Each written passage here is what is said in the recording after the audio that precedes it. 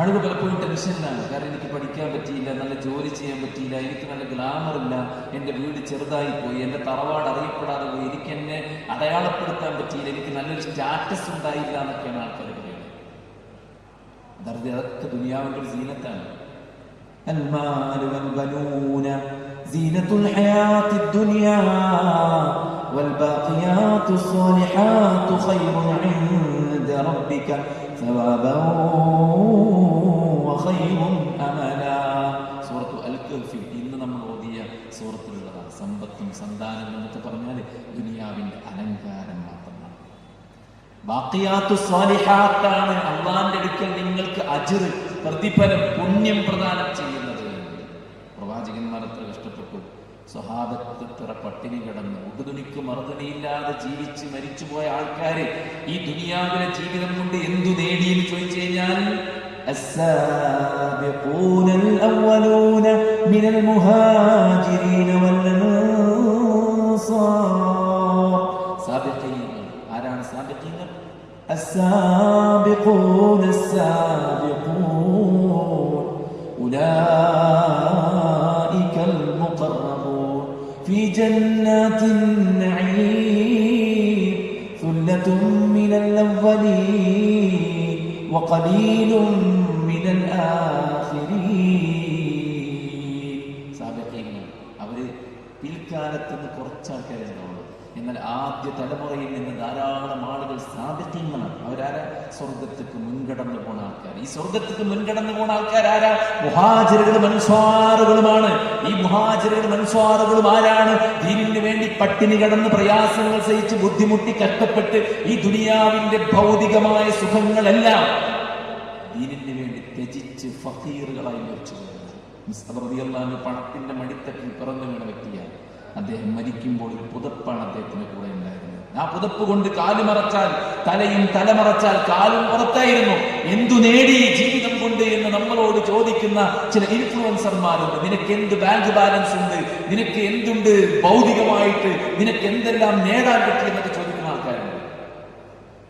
നമ്മളും ചോദിക്കുന്നു ആ ചോദ്യം. പടച്ചോനെ കണ്ടുമുട്ടുമ്പോൾ നമുക്ക് കിട്ടാൻ നമ്മൾ എന്തുണ്ടാക്കി? ജീവിതം കൊണ്ട് കിട്ടാവുന്നതിൽ ഏറ്റവും വലിയ നേട്ടം സ്വർഗ്ഗമാണ്. അത് നഷ്ടപ്പെട്ടു പോയാൽ ഇവിടെ എന്തുണ്ടായിട്ടും കാര്യമില്ല.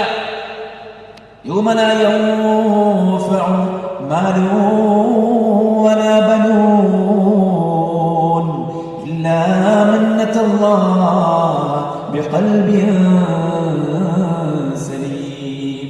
ആ ദിവസത്തിന്റെ പ്രത്യേകത എന്താണ്? സമ്പത്തും സന്താനങ്ങളും ഉപകരിക്കാത്ത ദിവസം.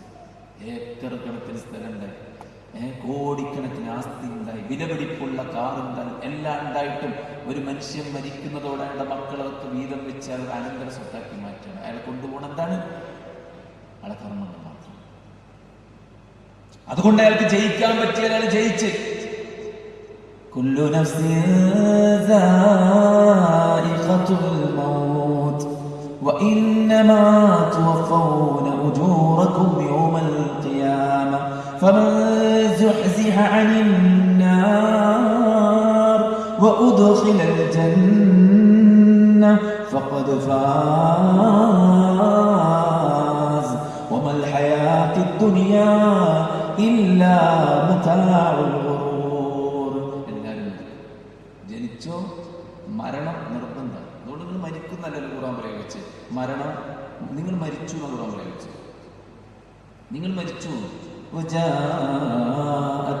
സക്രത്തുൽ മൗതി ബിൽ ഹഖ് ذلك ما كنت منه تحيد ونفخ في الصور ذلك يوم الوعيد. എന്താ പ്രയോഗിച്ച ഖുർആൻ? മരണം വന്നു, കാഹളത്തിൽ ഊതപ്പെട്ടു. ഇതെല്ലാം കഴിഞ്ഞു പോയ ക്രിയയാണ്, സംഭവിച്ചു തീർന്നു എന്നാ പറഞ്ഞത്. എന്തിനാ അങ്ങനെ പ്രയോഗിച്ചത്? അതൊക്കെ സംഭവിക്കുന്നുള്ള കാര്യത്തിൽ സംശയം വേണ്ട. മരിക്കും ചെയ്യും, ഉയർത്തെഴുന്നേൽപ്പിക്കപ്പെടുകയും ചെയ്യും. അന്നാണ് നമ്മുടെ പ്രവർത്തനത്തിനുള്ള പൂർണ്ണ പ്രതിഫലം നൽകപ്പെടുന്നത്. അയ്യോ, ഞാൻ ചെയ്തിട്ട് ആരും കാണുന്നില്ല, ആരും പരിഗണിക്കണില്ല, ഞാൻ ചെയ്യണമെന്നോ അതിനൊന്നും ആരും വാല്യൂ കൽപ്പിക്കണ നിരാശപ്പെടുന്നു വേണ്ട. وإنما توفون أجوركم يوم القيامة فمن زحزح عن النار وأدخل الجنة فقد فاز وما الحياة الدنيا إلا متاع الغرور. പൂർണ്ണ പ്രതിഫലം കിട്ടുന്ന ഒരു പരലോകം. എൻ്റെ അത് ഒരുപാട് ആൾക്കാർ പടച്ചോനെ സൂക്ഷിച്ച് ജീവിക്കുക, കുറെ നന്മകൾ ചെയ്ത് ജീവിക്കുക, എല്ലാം വേണ്ടാത്തത് ഒഴിവാക്കുക, വൈബും ചില്ലും ട്രെൻഡും ഇതൊക്കെ ഒരു ആഗ്രഹം ഉണ്ടായിട്ട് ഒരു പരമാവധി സെൽഫ് കൺട്രോൾ കീപ്പ് ചെയ്ത് ജീവിക്കുക. എന്നിട്ട് ഒരു മരിച്ചാൽ ഒരേപോലെ കണ്ട തോന്നിയാസം ചെയ്ത് എല്ലാ ഇഷ്ടപ്പെട്ട വഴികളിലൂടെയൊക്കെ പോയി പരമാവധി ലൈഫ് കൊണ്ട് അടിച്ചു പൊളിക്കാനുള്ളൊക്കെ അടിച്ചു പൊളിച്ച് ആ മാർഗത്തിൽ തന്നെ ഒരാൾ ജീവിതം നശിപ്പിച്ച് കളഞ്ഞാൽ അയാളും മരിക്കുന്നതിനുള്ള തുല്യം എന്ന് പറഞ്ഞാൽ അതൊരിക്കലും നീതിയല്ല, ഇൻജസ്റ്റിസാണ്. അള്ളാഹ് അനീതി കാണിക്കാത്തവനാണ് അല്ലേ? അതുകൊണ്ട് തന്നെ തികച്ചും ഒരാൾ ചെയ്തതിനുള്ള കൃത്യമായ അളവിലുള്ള പ്രതിഫലം പഠിച്ചു കൊടുത്തത്. അന്ന് ആറ് സ്വർഗത്തിൽ പോകുന്നു, അവരാണ് ചെയ്യുന്നത്. ഇപ്പൊ ഈ ജീവിതം കൊണ്ട് നമുക്ക് നേടാനുള്ള ഏറ്റവും പ്രധാനപ്പെട്ട കാര്യം സ്വർഗമാണ്. ആ സ്വർഗം ആരാ സ്വർഗങ്ങൾ ഉറപ്പിക്കേണ്ടത്? നമ്മളെ സ്വർഗം നമ്മളെ വാപ്പി ഉമ്മയാണ് ഉറപ്പിക്കേണ്ടത് ആണോ? നമ്മളെ പണ്ഡിതന്മാരാണ് ഉറപ്പിക്കേണ്ടത്? നമ്മളെ നാട്ടുകാരാണ് ഉറപ്പിക്കേണ്ടത്? നമ്മളെ പാർട്ട്നേഴ്സ്, നമ്മുടെ ഭാര്യ, നമ്മുടെ ഭർത്താവ്, അവരാണ് ഉറപ്പിക്കേണ്ടത്? അല്ല, നമ്മുടെ സ്വർഗം നമ്മളാണ് ഉറപ്പിക്കേണ്ടത്. മനസ്സിലായില്ലേ? കാരണം അല്ലാഹു സുബ്ഹാനഹു വ തആല വേറെല്ലാവരോടും നല്ല ചോദിക്കാം, നമ്മളോട് ചോദിക്കാം. നീ എന്ത് ചെയ്തു, നീ എന്ത് പ്രവർത്തിച്ചു, നീ എന്ത് കണ്ടു എന്നൊക്കെ അള്ളാഹ് നമ്മളോട് ചോദിക്കുക, വേറെ ആരോടും ചോദിക്കില്ല. മനസ്സിലായി? അപ്പൊ നമ്മുടെ പരലോകം ഉറപ്പിക്കേണ്ട ബാധ്യത നമ്മക്കാണ്. പടച്ചോ നമ്മളോട് ചോദിക്കാതെ പറയാതെ നമുക്കൊരു ജീവിതം തന്നിട്ടുണ്ടെങ്കിൽ ആ ജീവിതം കൊണ്ട് നിങ്ങൾ സ്വർഗം നേടണമെന്ന് പറഞ്ഞിട്ടുണ്ടെങ്കിൽ ആ സ്വർഗം നേടേണ്ട ബാധ്യത നമുക്ക് ഓരോരുത്തർക്കുമാണ്, വേറൊരാൾക്കുമല്ലേ. വേറെ ആളുകൾക്ക് നമ്മൾ ഗൈഡ് ചെയ്യും, നമ്മളെ സഹായിക്കുന്നൊക്കെയാണ്. എന്നാൽ നമ്മളത് നമ്മളെന്നെ സേഫാക്കണം. അത് നമ്മൾ സേഫാക്കാത്തത് കൊണ്ട് ആക്കിയില്ലെങ്കിൽ പരലോകത്ത് നമുക്ക് കരയേണ്ടി വരും അല്ലേ? മരിക്കുന്ന സമയത്ത് മനുഷ്യൻ പറയും എന്ത്? റബ്ബി ലൗലാ അഖർതനീ ഇലാ അജലിൻ ഖരീബ് ഫഅസ്സദ്ദഖ വഅകും മിനസ് സാലിഹീൻ. പടച്ചോനെ, ഞാൻ തിരക്കിലായിരുന്നു, ബ്യൂട്ടി പാർലറിലായിരുന്നു, ബിസിനസ്സിലായിരുന്നു, ദുനിയാവിലായിരുന്നു, കാര്യമായിട്ടൊന്നും ചെയ്യാൻ പറ്റിയില്ല. അതുകൊണ്ട് കുറച്ച് സമയം, കുറേയൊന്നും വേണ്ട, കുറച്ച് സമയം നീ എന്നെ പിന്തിപ്പിച്ച ഞാൻ മുസ്ലിമായി നല്ലവനായി സ്വതത്ത് കൊടുത്ത് ജീവിച്ചോളാം. حتى إذا جاء أحدهم الموت قال رب ارجعون لعلي أعمل صالحا فيما تركت. മരണത്തിന് വേണ്ടി മലക്കുൽ മൗത്ത് സംഘവും നമ്മൾ ഇരിക്കുന്നിടത്ത്, നമ്മൾ യാത്ര ചെയ്യുന്നിടത്ത്, നമ്മൾ ഉറങ്ങുന്നിടത്ത്, നമ്മൾ കളിക്കുന്നിടത്ത്, നമ്മൾ പഠിക്കുന്നിടത്ത്, എവിടെയാണോ നമ്മുടെ മരണം, അവിടേക്ക് വരുമ്പോ മനുഷ്യൻ പറയും എന്ത്? പഠിച്ചോനെ, ഇപ്പൊ പിടിക്കല്ലേ, കുറച്ച് സമയം തന്നാൽ ഞാൻ മാറ്റിവെച്ച സൽക്കർമ്മങ്ങളൊക്കെ ചെയ്തോളാം. അവിടെ നിന്ന് അങ്ങോട്ട് പിന്നെ മനുഷ്യൻ കരച്ചിലാണ്, അവിടെ നിന്ന് അങ്ങോട്ട് പിന്നെ വിലാപമാണ്.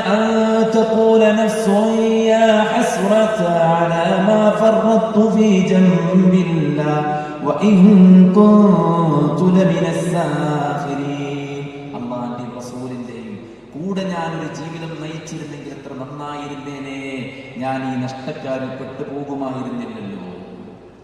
أو تقول لو أن الله هداني لكنت من المتقين أو تقول حين ترى العذاب لو أن لي كرة فأكون من المحسنين. മനുഷ്യൻ പറയും, പഠിച്ചോൻ എനിക്ക് ഹിദായത്ത് തന്നിരുന്നെങ്കിൽ എത്ര കഴിച്ചിലായിരുന്നു ഞാൻ മുത്തക്കിയുടെ കൂട്ടത്തിൽ പെടുകയായിരുന്നു. أو تقول حين ترى العذاب, ശിക്ഷ നേർക്കുനേരെ കാണുമ്പോ മനുഷ്യൻ പറയും لو أن لي كرة فأكون من المحسنين. എനിക്ക് ഒരു മടക്കം തന്നാൽ, ക്ലിയറൊക്കെ സൗണ്ട് ക്ലിയർ, ഞാൻ എങ്ങനെ പറയുന്നുണ്ട, എനിക്കൊരു മടക്കം തന്നാല് ഞാൻ മുഹ്സിനീങ്ങളിൽ പെട്ടോളാം. ഇതൊക്കെ എവിടെ വെച്ചാ പറയുന്നത്? പരലോകത്ത് വെച്ചാ പറയുന്നത്. മനസ്സിലാണോ?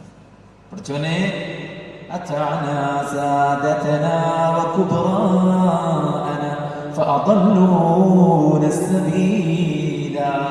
ഞങ്ങളുടെ പണ്ഡിതന്മാരെ, നേതാക്കന്മാരൊക്കെ പിൻപറ്റിപ്പോയി റബ്ബേ, അവർ ഞങ്ങൾ പഴിപ്പിച്ചു. പിൻഗാമികൾ കുറ്റം പറയും. മനസ്സിലായത്? ഞങ്ങൾ പഴിപ്പിച്ച മുൻഗാമികളാണ് പറയും, ഞങ്ങളെ കൂട്ടുകാരാണെന്ന് പറയും. ഇതിനൊന്നും ഒരു ഇളവും കിട്ടൂല. കാരണം എന്താ?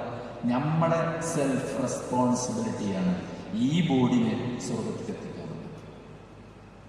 ഈ ബോഡിനെ സ്വർഗത്തിൽ എത്തിക്കാനുള്ള ബാധ്യത പടച്ചോ നമ്മളെ ഏൽപ്പിച്ചിരിക്കുകയാണ്.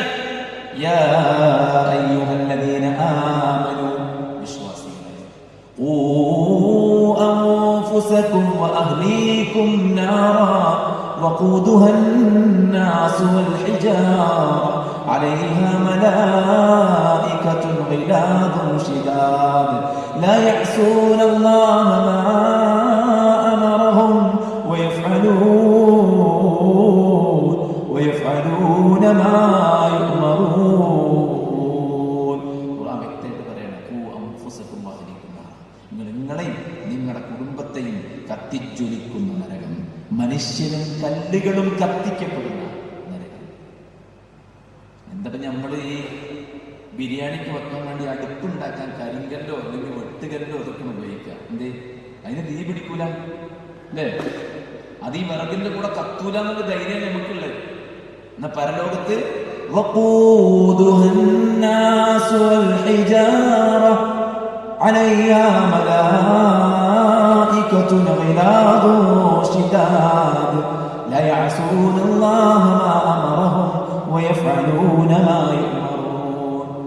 കല്ലും മനുഷ്യനും കൂട്ടി കത്തിക്കപ്പെടും. ഈ ചൂടനൊക്കെ സഹിക്കാൻ വയ്യ ആൾക്കാർ. മര്യാദയ്ക്ക് ഡ്രസ്സ് ഇടാത്ത ആൾക്കാർ പോലും ഇങ്ങനെ മിന്നിങ്ങനെ നടക്കുക. ഓക്കറിയോ ഈ മര്യാദയ്ക്ക് ഡ്രസ്സ് ഇടാത്തത് ഇതിനേക്കാൾ വലിയ ചൂടിലേക്ക് അവളെ കൊണ്ടുപോകുന്നുള്ള കാര്യം? തട്ട കഴിച്ചിട്ട് ഇങ്ങനെ മിന്നി നടക്കുക റോഡ് സൈഡിലൂടെ. ഈ ചൂടൊന്ന് സഹിക്കാൻ പറ്റാത്ത ആൾക്കാർ കല്ലും മനുഷ്യനും കത്തിക്കപ്പെടുന്ന നരകത്തെ എങ്ങനെ സഹിക്കും? എങ്ങനെ സഹിക്കും? സ്വഹാബത്ത് നല്ല ചൂട് കൂടുമ്പോ സ്വന്തത്തോട് ചോദിച്ചതാണ്, കൈഫ തസ്ബിറുൻ നാർ, ഈ ചൂടനെ സഹിക്കാൻ പറ്റാത്ത എങ്ങനെയാണ് പരലോകത്തെ നരകത്തെ ചൂട് സഹിക്കുക? ഫഅൻദർതുകും നാറൻ തലല്ലാ ലാ യസ്ലാഹാ ഇല്ലൽ അശ്ഖാ. ആളിക്കത്തുന്ന നരകം, ദൗർഭാഗ്യവാന്മാർ അതിൽ കടന്നു വെന്തെരിയും. ഈ ആയത്ത് കേട്ട് സ്വഹാബത്ത് കരഞ്ഞ്. ഉമർ ബിൻ ഖത്താബ് രോഗിയായി. എന്തെല്ലാം ചരിത്രങ്ങളുണ്ട്. അതുകൊണ്ട് തന്നെ സഹോദരന്മാരെ നമ്മളോട് പറയണേ, കത്തിജ്വലിക്കുന്ന നരകത്തിൽ നിന്ന് രക്ഷപ്പെട്ടിട്ട് നിങ്ങൾ എന്ത് ചെയ്യണം? സ്വർഗത്ത് പോകണം. സ്വർഗത്ത് പോകാൻ നിങ്ങൾ എന്ത് ചെയ്യണം? എഴഞ്ഞു പോകണം എന്നല്ല. സാബിഖൂ ഇലാ മഗ്ഫിറത്തിൻ മിർ റബ്ബികും വജന്ന അർളുഹാ അസ്സമാവാതു വൽ അർദ് ഉഇദ്ദത് ലിൽ മുത്തഖീൻ. സാബിഖൂ ഇലാ മഗ്ഫിറത്തിൻ മിർ റബ്ബികും വജന്ന അർളുഹാ കഅർദിസ് സമാഇ വൽ അർദ് أعدت للذين آمنوا بالله ورسله ذلك فضل الله يؤتيه من يشاء والله ذو الفضل العظيم. സൂറത്ത് ഹദീദിലെ ആയത്താണ് രണ്ടാമത് ഓതിയത്. ആദ്യം ഓതിയത് സൂറത്ത് ആലി ഇംറാൻ 133-ാമത്തെ ആയത്താണ്. എന്താ പറയുന്നത്? സാരിഊ, ധൃതി പിടിച്ച് മത്സരിച്ചു പോകണം. സാബിഖൂ, മത്സരിച്ച് മുൻകടന്ന് ഒന്നാമനാകണം. എന്തിന്? ഇലാ മഗ്ഫിറത്തിൻ മിർ റബ്ബികും, അല്ലാഹുവിന്റെ പാപമോചനത്തിലേക്ക്, അല്ലാഹുവിന്റെ സ്വർഗ്ഗത്തിലേക്ക് നിങ്ങൾ ധൃതി പിടിച്ച് മത്സരിച്ച് ഒന്നാമനാകണം. വഫിറൂ ഇലല്ലാഹ്, അല്ലാഹുവിലേക്ക് നിങ്ങൾ കുതിക്കണം, ധൃതി പിടിച്ച് കുതിക്കണം. ഒരു മൃഗം നമ്മൾ പിന്നാലെ കൂടിയാൽ നമ്മൾ എന്താ ചെയ്യുക? ഒരു നായ നമ്മളെ പിന്നാലെ കൂടിയാൽ നമ്മൾ എന്താ ചെയ്യുക? പേടിച്ചിട്ടോടും. ഇതേപോലെ അള്ളാന്റെ അദാബ് ഭയന്നിട്ട് നിങ്ങൾ അള്ളാഹിലേക്ക് ഓടണം അല്ലേ? അവാർഡ് കിട്ടാൻ വേണ്ടിയിട്ട് ട്രാക്കിൽ അതിവേഗതയിൽ കുതിക്കുന്ന മത്സരാർത്ഥികളെ പോലെ പടച്ചറബ് ഒരുക്കി വെച്ച സ്വർഗത്തിന് വേണ്ടി നിങ്ങൾ മത്സരിക്കണം. ഒന്ന് ശിക്ഷ ഭയന്നിട്ട് അള്ളാഹിലേക്ക് ഓടണം, മറ്റൊന്ന് പ്രതിഫലം ആഗ്രഹിച്ചിട്ട് അള്ളാഹിലേക്ക് ഓടണം. റജാഉം ഖൗഫും രണ്ടും ചേർത്തിട്ട് നിങ്ങൾ പടച്ചോലേക്ക് ഓടണം. ദുനിയാവിനെ കുറിച്ച് പറഞ്ഞപ്പോൾ അങ്ങനെയൊന്നും പറഞ്ഞിട്ടില്ല. ദുനിയാവിൽ നിന്റെ ഓഹരിച്ച് മറക്കണ്ട. وابتغي فيما آتاك الله الدار الآخرة. പരലോകത്തേക്ക് പടച്ചു നിനക്ക് തന്ന നിഅമത്ത് കൊണ്ട് നീ പരലോകത്ത് അല്ലാഹുവിന്റെ സ്വർഗ്ഗത്തിന് വേണ്ടി പണിയെടുത്തോന്ന് മൂസാ നബി ഖാറൂനിനോട്. എനിക്ക് കിട്ടിയ നിഅമത്ത് കൊണ്ട് നീ അല്ലാഹുവിന്റെ സ്വർഗ്ഗത്തിന് വേണ്ടി പണിയെടുത്തോ. ولا تنس نصيبك من الدنيا.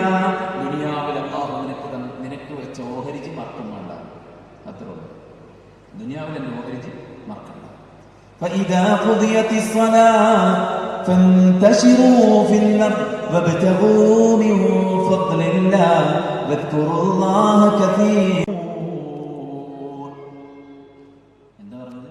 ജുമഅ കഴിഞ്ഞാൽ നിങ്ങൾ ഭൂമിയിൽ വ്യാപിച്ചോളൂ. വബ്തഗൂ മിൻ ഫദ്ലില്ലാഹ്, അല്ലാഹുവിന്റെ ഔദാര്യങ്ങൾ നിങ്ങൾ തേടിക്കോളൂ. നമുക്ക് ദുനിയാവിൽ ജീവിക്കാൻ വേണ്ടതൊക്കെ നിങ്ങൾ തേടി പിടിച്ചോളൂ. എന്നാ ആഖിറത്തിനെ കുറിച്ച് പറഞ്ഞപ്പോൾ അങ്ങനെയല്ല പറഞ്ഞത്. സ്വർഗത്തിന് വേണ്ടി നിങ്ങൾ ധൃതി പിടിക്കണം, മത്സരിക്കണം, പടച്ചോന്റെ ശിക്ഷ ഭയം നിങ്ങൾ അല്ലാഹുവിലേക്ക് ഓടണം എന്നൊക്കെയാണ് പറഞ്ഞത്. فليتنافس المتنافسون ومزاجه من تسنيم عينا يشرب بها المقربون. സൂറത്തുൽ മുത്തഫിഫീൻ അല്ലാഹു പറയുന്നു, നിങ്ങൾ മത്സരിക്കുന്നുണ്ടോ? പരസ്പരം മത്സരിക്കുന്നവർ ദുനിയാവിന് വേണ്ടി മത്സരിക്കേണ്ട. അപ്പുറത്ത് പിന്നെ പുതിയ കാറ് വാങ്ങിയപ്പോൾ നമുക്ക് ലോൺ എടുത്തിട്ട് കാറ് വാങ്ങണം. അവിടെ വീടിന്റെ മുൻഭാഗം റിനോവേറ്റ് ചെയ്തിട്ടുണ്ട്. അതുകൊണ്ട് നമുക്കും നമ്മളെ വീട് പൊളിച്ചിട്ട് ഒന്ന് ബ്യൂട്ടിഫിക്കേഷൻ ചെയ്യണം. ലോൺ എടുത്തിട്ടാണെങ്കിൽ വേണ്ടില്ല. അങ്ങനെ മത്സരിക്കേണ്ട. നിങ്ങൾ മത്സരിക്കേണ്ടത് ദീനിന് വേണ്ടിയാണ്, സ്വർഗത്തിന് വേണ്ടിയാണ്, പരലോകത്തിന് വേണ്ടിയാണ്. കാരണം എന്താണ്? നിർബന്ധമാണ് സ്വർഗം കിട്ടല്, അല്ലെങ്കിൽ നരകാണ്. നരകം നമുക്ക് സഹിക്കാൻ പറ്റാത്തതാണ്. അതുകൊണ്ടാണ് മനുഷ്യന്മാർ നരകത്തുനിന്ന്, ഇവിടെ മരണം ആഗ്രഹിക്കാത്ത മനുഷ്യൻ നരകത്തുനിന്ന് മരണം ആഗ്രഹിക്കും. അവരോട് അല്ലാഹു പറയില്ല,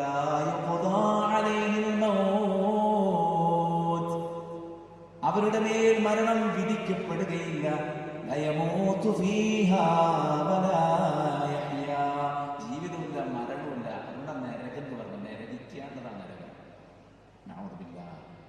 നമ്മളൊക്കെ കാത്തുരക്ഷിക്കുമാറാവട്ടെ. സഹോദരങ്ങളെ, അതുകൊണ്ട് നമുക്ക് സ്വർഗം. അപ്പൊ ഒരു ചോദ്യം, എങ്ങനെയാണ് നമുക്ക് സ്വർഗം കിട്ടുക? അവിടെ അല്ലാഹു സുബ്ഹാനഹു വ തആല പറയുന്നത്, നിങ്ങളെ ഞാൻ വെറുതെ വിട്ടയച്ചിട്ടില്ല. أيحسب الإنسان أن يترك سدى ألم يكن نطفة من مني يمنى ثم كان علقة فخلق فسوى فجعل منه الزوجين الذكر والأنثى أليس ذلك بقادر على أن يحيي الموتى. സൂറത്തുൽ ഖിയാമത്തിന്റെ അവസാന ഭാഗം. ഞാൻ ഓതുന്ന ആയത്ത് നിങ്ങൾക്ക് അറിയണതാണെങ്കിൽ എൻ്റെ കൂടെ ഓതിക്കോളി. കാരണം ഓരോ അക്ഷരത്തിനും 10 കൂലിയിട്ട് ഞാൻ അതിനെ കുറെ ആയത്തുകൾ ഓടുന്നത്. മനസ്സിലായില്ലേ? എന്താ ഖുർആൻ ചോദിക്കുന്നത്? അയഹ്സബുൽ ഇൻസാനു അൻ യുത്രക സുദാ. മനുഷ്യൻ വിചാരിക്കുന്നുണ്ടോ അവനെ ഞാൻ വെറുതെ വിട്ടേച്ചിരിക്കുകയാണെന്ന്? എന്താ അർത്ഥം? ഓന് കൃത്യമായ മാർഗരേഖ കൊടുക്കാതെ ഓൻ വിട്ടക്കാണെന്ന് വിചാരിക്കുന്നു. അങ്ങനെ വിട്ടിട്ടില്ല. കുറച്ചു നിങ്ങൾക്ക് ഓരോരുത്തരും തീരുമാനിച്ചോളി. നിങ്ങൾക്ക് തോന്നണം നിങ്ങൾ ചെയ്തോളി. നമുക്ക് നമ്മുടെ ഇഷ്ടം അതെന്താണോ അതേപോലെ ചെയ്യാം. നമ്മൾ വേറെ ആരും നോക്കണ്ട. കാരണം 10-60 കൊല്ലം വരെ നമ്മൾ ജീവിക്കുള്ളൂ. അപ്പൊ നമ്മൾ വേറെ ആൾക്കാരൊക്കെ നോക്കിക്കഴിഞ്ഞാൽ മുമ്പൊക്കെ ജീവിച്ച് മരിച്ചുപോയ ആൾക്കാരെ പോലെ തന്നെ നമ്മളും ആകുന്നാണ് ഇൻഫ്ലുവൻസേഴ്സ് നമ്മളോട് പറയുന്നത്. ഖുർആൻ പറയുന്നത് നമ്മളോട്, നിങ്ങൾ തോന്നിയമാതിരി ജീവിക്കരുത് എന്നാണ്. നിങ്ങൾ തോന്നിയമാതിരി ജീവിക്കാൻ ഞാൻ വിട്ടിട്ടില്ല, നിങ്ങൾക്ക് ഗൈഡൻസ് തന്നിട്ടല്ലാതെ. ഈ ദുനിയാവിലെ അനുഗ്രഹങ്ങളെല്ലാം ആസ്വദിച്ച് നിങ്ങൾ മരിച്ചു പോകുന്നതോടെ എല്ലാം തീർന്നു പോകുന്ന രൂപത്തിലല്ല ഞാൻ നിങ്ങളെ വിട്ടേച്ചിരിക്കുന്നത്. നിങ്ങൾക്കൊരു ഖബറുണ്ട്, നിങ്ങൾക്കൊരു പരലോകമുണ്ട്, നിങ്ങൾക്കൊരു ഹിസാബുണ്ട്, നിങ്ങൾക്കൊരു ജസാ ഉണ്ട്, നിങ്ങൾക്കൊരു സ്വർഗമുണ്ട്, അതല്ലെങ്കിൽ നരകമുണ്ട്. ഇതെല്ലാം ഒരുക്കിയിട്ടാണ് ഞാൻ നിങ്ങളെ വിട്ടേച്ചിരിക്കുന്നത്.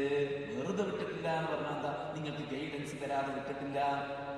നിങ്ങളെ വെറും ദുനിയാവിൽ മാത്രം ജീവിക്കാൻ വിട്ടിട്ടില്ല. നിങ്ങൾക്ക് പരലോകം നിശ്ചയിക്കാതെ വിട്ടിട്ടില്ല.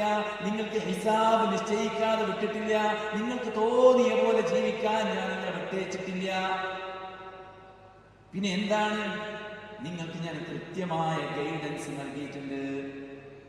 കൃത്യമായ ഗൈഡൻസ് നൽകിയിട്ടുണ്ട്. ആ ഗൈഡൻസ് എന്താണ്?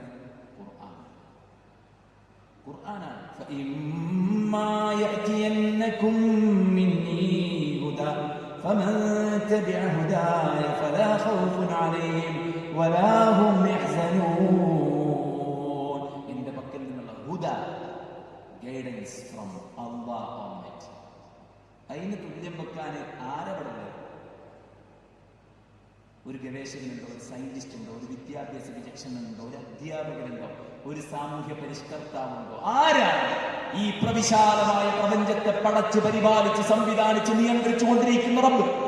ഇതിനെ നാളെ സംഹരിക്കുന്ന റബ്ബ്, വീണ്ടും ഇതിനെ പുനർജനിപ്പിക്കുന്ന റബ്ബ്, പ്രവിശാലമായ മഹ്ശറ ഒരുക്കിയിട്ട് മാലോകരെ മുഴുവൻ ഹിസാബ് നടത്തിയിട്ട് അവർക്ക് വേണ്ട ജസാ കൊടുത്തിട്ട് അവർക്ക് സ്വർഗം വേണ്ട ആളുകൾക്ക് സ്വർഗവും നരകം വേണ്ട ആളുകൾക്ക് നരകവും സംവിധാനിച്ചു വെച്ച ഒരു പടച്ച റബ്ബിന് സമം വയ്ക്കാൻ, ആ പടച്ച റബ്ബിന്റെ ഗൈഡൻസിനെ വെല്ലാൻ, ആ പടച്ച റബ്ബിന്റെ നിർദ്ദേശങ്ങൾ തെറ്റാണെന്ന് സ്ഥാപിക്കാൻ, അത് പിൻപറ്റിയാൽ ആളുകൾ പരാജയപ്പെട്ടു പോകുമെന്ന് ജൽപ്പിക്കാൻ, അല്ലാഹു കൊടുത്ത മസ്തിഷ്കം കൊണ്ട് ചിന്തിക്കുന്ന, പടച്ചറപ്പ് കൊടുത്ത കണ്ണുകൊണ്ട് നോക്കുന്ന, പടച്ചറപ്പ് കൊടുത്ത കാതുകൊണ്ട് കേൾക്കുന്ന, പടച്ചറപ്പ് നൽകിയിട്ടുള്ള അവയവങ്ങൾ കൊണ്ട് പ്രവർത്തിച്ചു കൊണ്ടിരിക്കുന്ന പടച്ചറപ്പിന്റെ ഭൂമിയിൽ അവന്റെ വായു ശ്വസിച്ച് അവന്റെ വെള്ളം കുടിച്ച് അവന്റെ നിഅമത്തൊന്ന് നിലച്ചു പോയാൽ ആകാശത്തേക്ക് കൈകുയർത്താൻ മാത്രം അറിയാവുന്ന ദുർബലന്മാരായ മനുഷ്യന്മാർക്ക് അല്ലാഹുക്ക് പകരം വെക്കാൻ സാധിക്കുമോ? അതുകൊണ്ട് അല്ലാഹു സുബ്ഹാനഹു വ തആല തന്ന ഗൈഡൻസ് അത് പെർഫെക്റ്റ് ആണ്. അത് പെർഫെക്റ്റ് ആണ്. നിങ്ങൾ അതിനെ പിൻപറ്റിക്കോളി. മനസ്സിലായില്ലേ? فإما يأتينكم مني هدى فمن تبع هداي فلا خوف عليهم ولا هم يحزنون.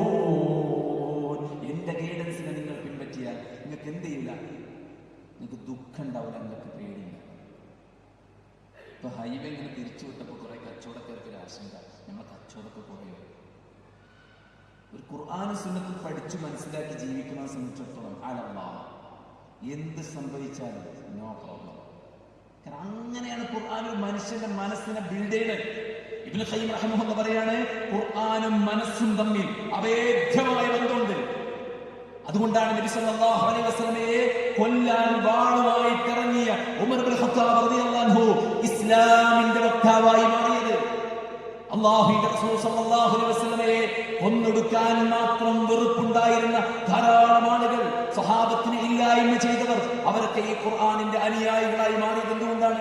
ഖുർആൻ മനുഷ്യനെ എല്ലാ നിലക്കും കെട്ടുറപ്പിലേക്ക് നയിക്കും. ഇന്ന ഹാദൽ ഖുർആൻ യഹ്ദീ ലില്ലതീ ഹിയ അഖ്വം. ഈ ഖുർആൻ നിങ്ങളെ ഏറ്റവും ചൊവ്വായതിലേക്ക്, ഏറ്റവും ബലവത്തായതിലേക്ക്, ഏറ്റവും സ്ട്രൈറ്റ് ആയതിലേക്ക് നിങ്ങളെ വഴി നടത്തും. ദുനിയാവിന്റെ കാര്യത്തിൽ മാത്രം, പരലോകത്തിന്റെ കാര്യത്തിൽ മാത്രമല്ല, ദുനിയാവിന്റെ കാര്യത്തിൽ നിങ്ങൾ പരിശോധിച്ച് നോക്കി. ആരാണ് ഈ സയൻസിനൊക്കെ അടിത്തറ പാകിയ ആൾക്കാർ? ഒന്ന് വായിച്ചു നോക്കി അല്ലേ? അവരൊക്കെ ആരാണ്? ഇബ്നു സീന ആരാണ്?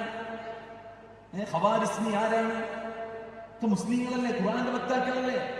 അവർക്ക് വേറെ വിഷയങ്ങളിൽ ചിലപ്പോൾ അഭിപ്രായ വ്യക്തതയുള്ള കാര്യങ്ങൾ ഉണ്ടായിരിക്കാം, പക്ഷേ അവരെല്ലാം ഖുർആന്റെ വക്താക്കളല്ലേ? ആ ഖുർആൻ അവരിൽ ഉണ്ടാക്കിയ സ്വാധീനം,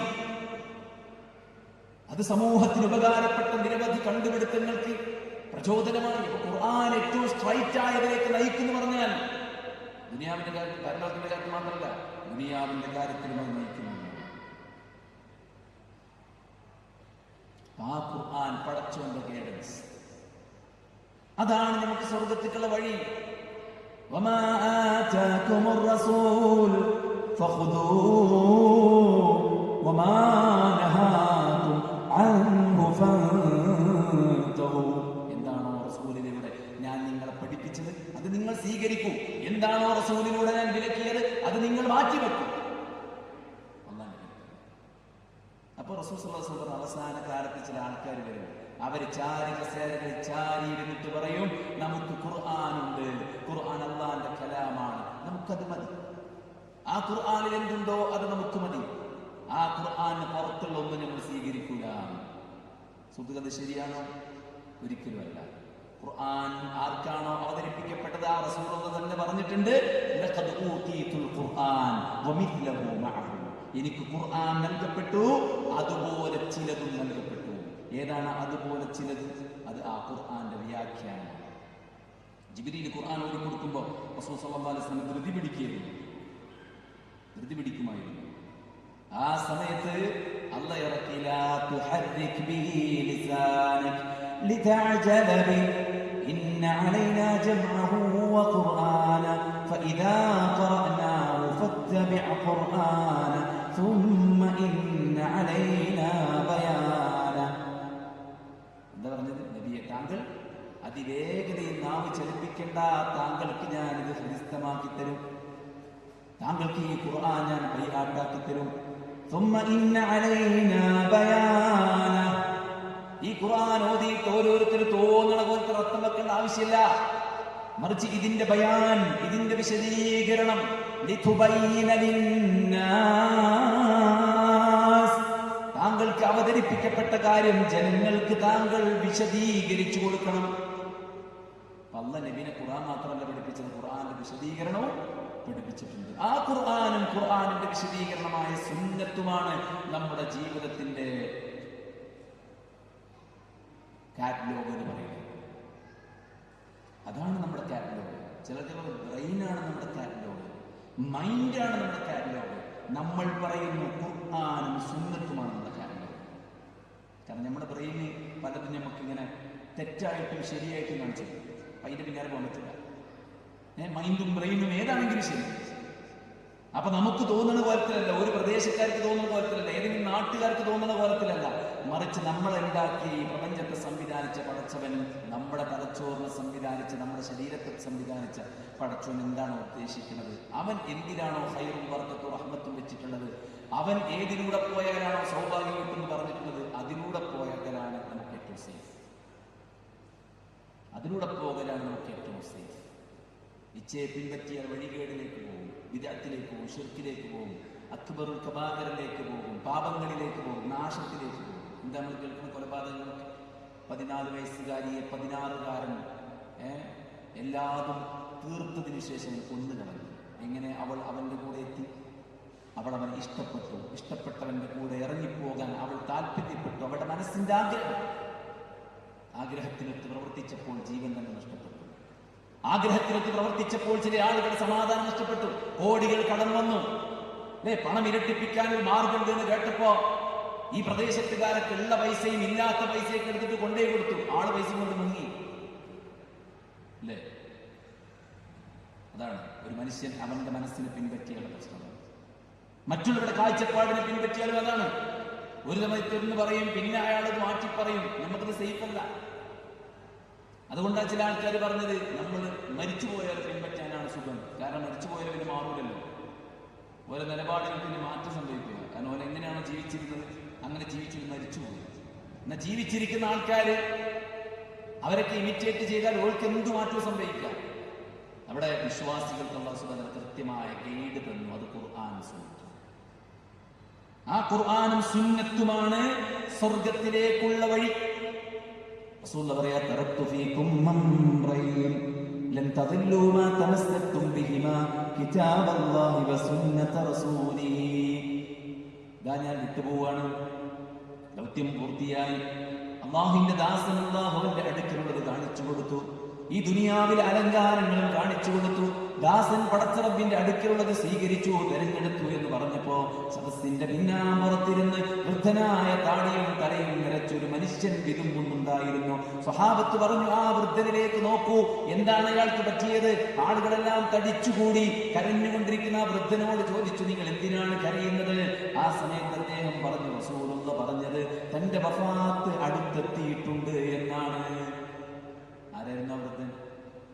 അബൂബക്കർ സിദ്ദീഖ് റളിയല്ലാഹു അൻഹു. അവസാനത്തെ ഹജ്ജത്തുൽ വിദാഇൽ അവിടുന്ന് കൊടുത്ത നിരവധി ഉപദേശങ്ങളിൽ ഏറ്റവും ശ്രദ്ധേയമായ ഉപദേശം എന്തായിരുന്നു?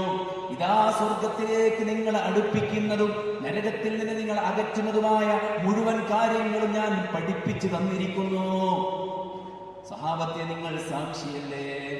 ലക്ഷോപലക്ഷം വരുന്ന സഹാബത്ത് ഒന്നടങ്കം പറഞ്ഞു, ഞങ്ങൾ സാക്ഷിയാണ്. ആകാശത്തേക്ക് കൈകളുയർത്തി അല്ലാഹുവിന്റെ പ്രവാചകൻ സല്ലല്ലാഹു അലൈഹി വസല്ലമ ആ പ്രവാചക ദൗത്യം ഭംഗിയായി നിർവഹിച്ചതിന് തന്റെ അനുയായികൾ കൊടുത്ത സാക്ഷ്യപത്രം അത് മുന്നിൽ വെച്ചുകൊണ്ട് റസൂലുള്ളാഹി ആകാശത്തേക്ക് കൈ ഉയർത്തി പറയുന്നു, അല്ലാഹുമ്മ അഷ്ഹദ്, അല്ലാഹുമ്മ അഷ്ഹദ്, അല്ലാഹുമ്മ അഷ്ഹദ്, അല്ലാഹുവേ നിന്റെ കൽപ്പന ഞാനിതാ പൂർത്തീകരിച്ചിരിക്കുന്നു. ബല്ലിഗ് മാ ഉൻസില ഇലൈക്, നിന്നിലേക്ക് അവതരിപ്പിക്കപ്പെട്ടത് എന്താണോ അത് നീ പൂഴ്ത്തിവെക്കാതെ, വളച്ചു കെട്ടാതെ, ദുർവ്യാഖ്യാനിക്കാതെ, സ്വന്തം ആഗ്രഹം പറയാതെ കൃത്യമായി എത്തിച്ചു കൊടുക്കൂ എന്ന ദൗത്യം ആ അല്ലാഹുവിന്റെ കൽപ്പന ഇതാ അല്ലാഹുവെ പൂർത്തീകരിച്ചിരിക്കുന്നു. അല്ലാഹുമ്മ ശഹ്, അല്ലാഹുമ്മ ശഹ്, അല്ലാഹുമ്മ ശഹ്. അല്ലാഹുവേ നീ സാക്ഷിയാണ്. അതുകൊണ്ട് തന്നെ പടച്ചോനും ഖുർആനിൽ പറഞ്ഞു, അൽയൗമ അക്മൽതു ലക്കും ദീനക്കും വഅത്മംതു അലൈക്കും നിഅമതി വറദീതു ലക്കുമുൽ ഇസ്ലാമ ദീനാ. ഇതാ ഇന്നേ ദിവസം ഇസ്ലാം പൂർത്തിയായി. ഇനി ഇസ്ലാമിലേക്ക് ഒന്നങ്ങോട്ട് കടക്കാനില്ല, ഇസ്ലാമിലുള്ള ഒന്ന് ഇങ്ങോട്ട് പുറത്തു പോകാനുമില്ല. അൽയൗമ അക്മൽതു ലക്കും ദീനക്കും, ഇതാ നിങ്ങൾക്ക് നിങ്ങളുടെ ദീനിത ഞാൻ പൂർത്തീകരിച്ചു തന്നിരിക്കുന്നു. ആരാ പറയുന്നത്? അല്ലാഹുവാണ് പറയുന്നത്. ഞാനിതാ പൂർത്തീകരിച്ചു തന്നിരിക്കുന്നു. ആദമിലൂടെ തുടങ്ങി ധാരാളം പ്രവാചകന്മാരിലൂടെ കടന്നുപോയി അവസാന ദൂതൻ മുഹമ്മദ് മുസ്തഫ സല്ലല്ലാഹു അലൈഹി വസല്ലമയിലൂടെ ഈ മതത്തിന്റെ ആ ഒരു പ്രബോധനം, അതിന്റെ കൃത്യമായ പ്രമാണങ്ങൾ ഇതാ പൂർത്തീകരിച്ചിരിക്കുന്നു. മുഹൈമിനായിട്ട്, എല്ലാ വേദഗ്രന്ഥങ്ങളുടെയും മോഡറേറ്ററായിട്ട് അവസാന വേദഗ്രന്ഥമായ വിശുദ്ധ ഖുർആൻ അവസാനത്തെ ദൂതനായ മുഹമ്മദ് നബിയിലൂടെ ഇതാ പൂർത്തീകരിച്ചു തന്നിരിക്കുന്നു. അള്ളാഹുവിന്റെ സാക്ഷിപത്രമാണ് ഈ ദീന് പൂർത്തിയായി. നബി സല്ലല്ലാഹു അലൈഹി വസല്ലമയും അവിടുന്ന് പ്രഖ്യാപിക്കുകയാണ് ദീന് പൂർത്തിയായി.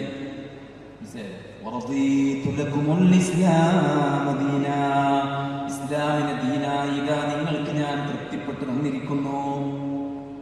നിഅമത്തായ റസൂലുള്ളാഹി സ്വല്ലല്ലാഹു അലൈഹി വസല്ലം നമുക്ക് പൂർത്തീകരിച്ചു നിൽക്കുന്നത്. ഇതിന്റെ വിശ്വാസം എന്താണ്, ഇതിന്റെ കർമ്മം എന്താണ്, ഇതിന്റെ സ്വഭാവം എന്താണ്, ഇതിന്റെ ആചാരങ്ങൾ എന്താണ്, എല്ലാം കൃത്യമായി റസൂലുള്ള പഠിപ്പിച്ചതല്ല. ഒന്നുപോലും പോറ്റി വെച്ചിട്ടില്ല, ഒന്നുപോലും സ്വന്തം അഭിപ്രായം പറഞ്ഞിട്ടില്ല.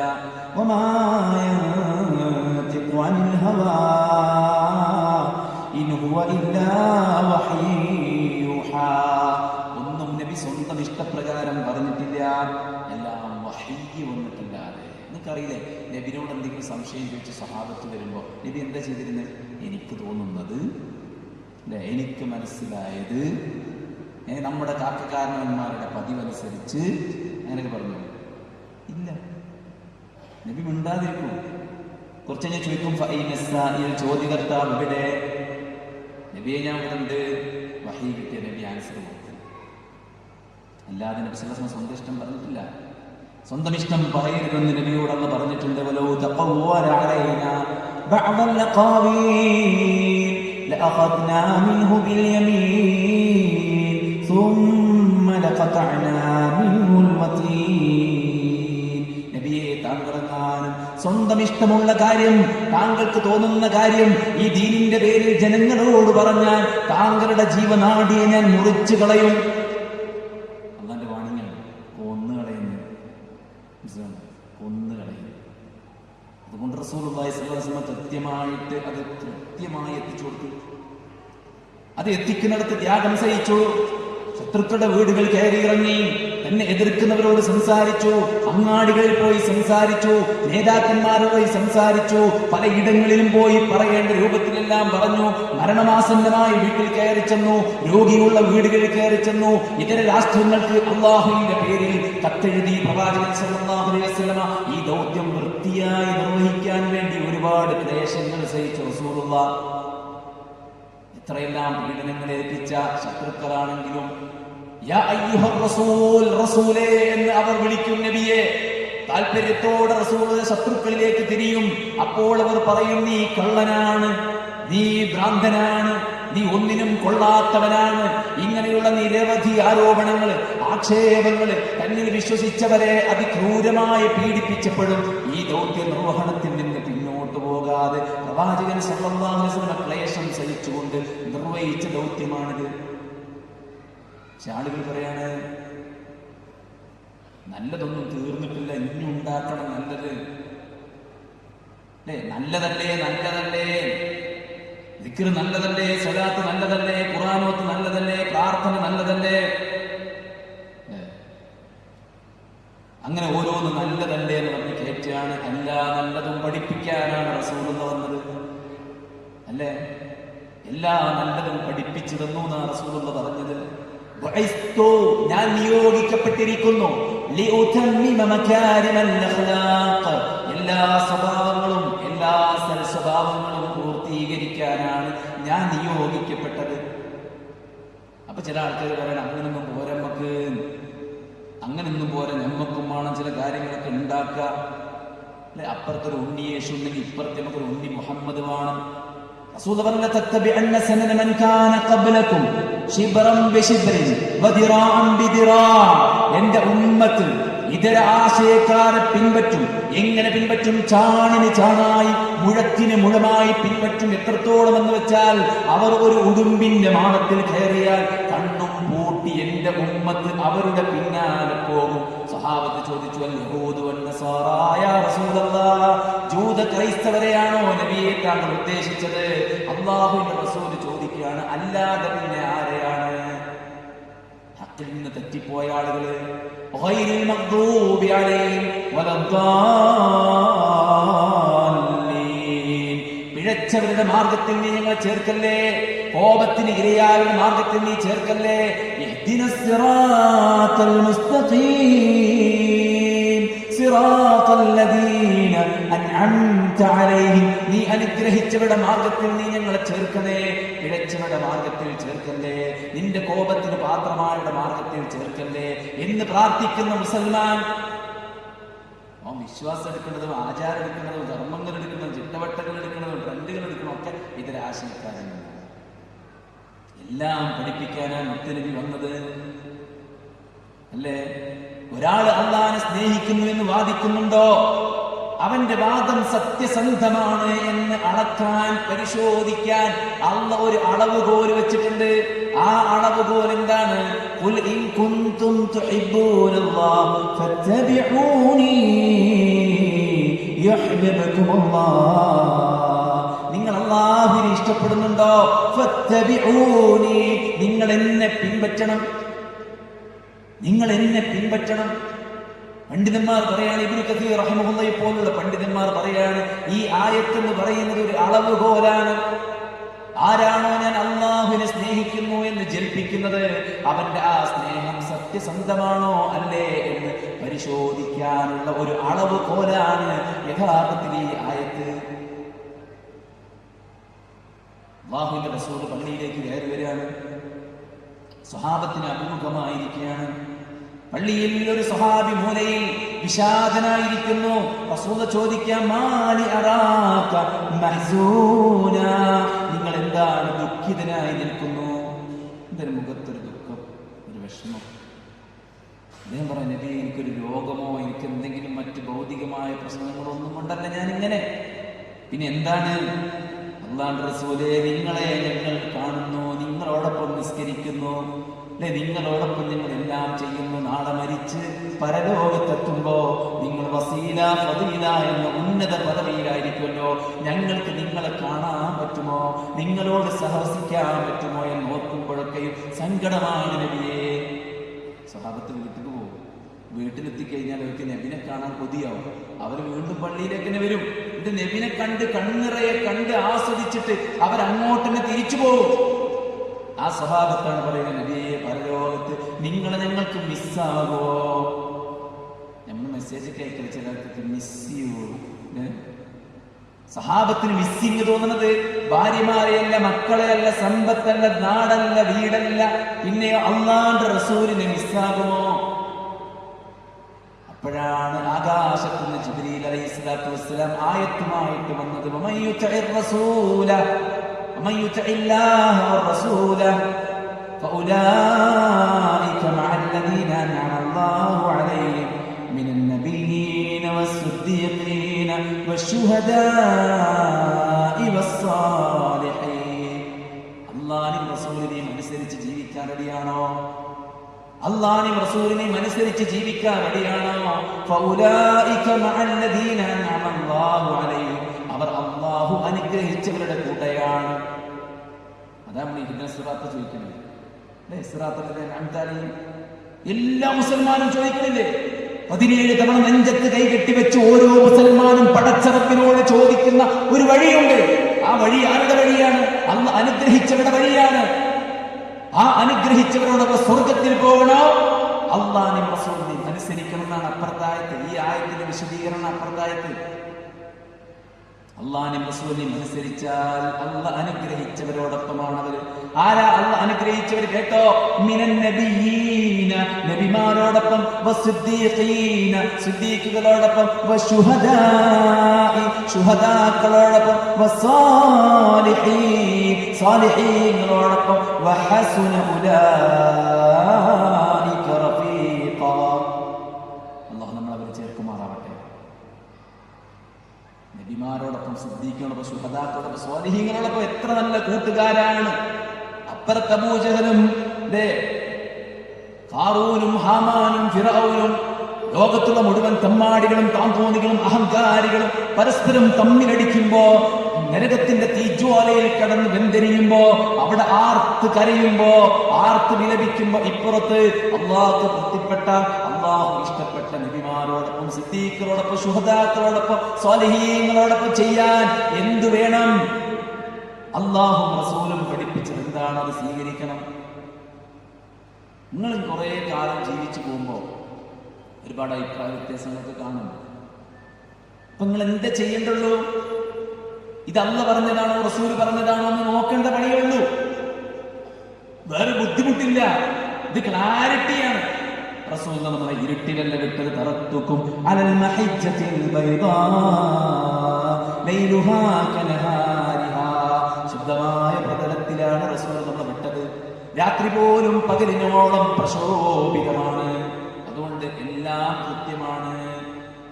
എന്തെങ്കിലും അന്തം വിട്ട് പിൻപറ്റേണ്ട ആവശ്യമില്ല. ഞാൻ കരുതി ഇതായിരിക്കും ശരിയെന്ന്, ഞാൻ കരുതി അതായിരിക്കും ശരിയെന്ന്, അങ്ങനെ ഓരോരുത്തർ കരുതുന്നതനുസരിച്ച് ജീവിക്കേണ്ട ആവശ്യമില്ല. ഇവിടെ കൃത്യമായ ക്ലാരിറ്റിയാണ്. Islam is equal to evidence. Islam എന്ന് പറഞ്ഞാൽ എവിഡൻസ് ആണ്. എവിഡൻസ് ഇല്ലയോ അത് ഇസ്ലാം അല്ല. അതുകൊണ്ടാണ് റസൂലുള്ളാഹി ഖുർആൻ പറഞ്ഞത്, ഫഇൻ തനാസഅതും ഫീ ശൈഇൻ ഫറുദ്ദൂഹു ഇലല്ലാഹി വറസൂൽ.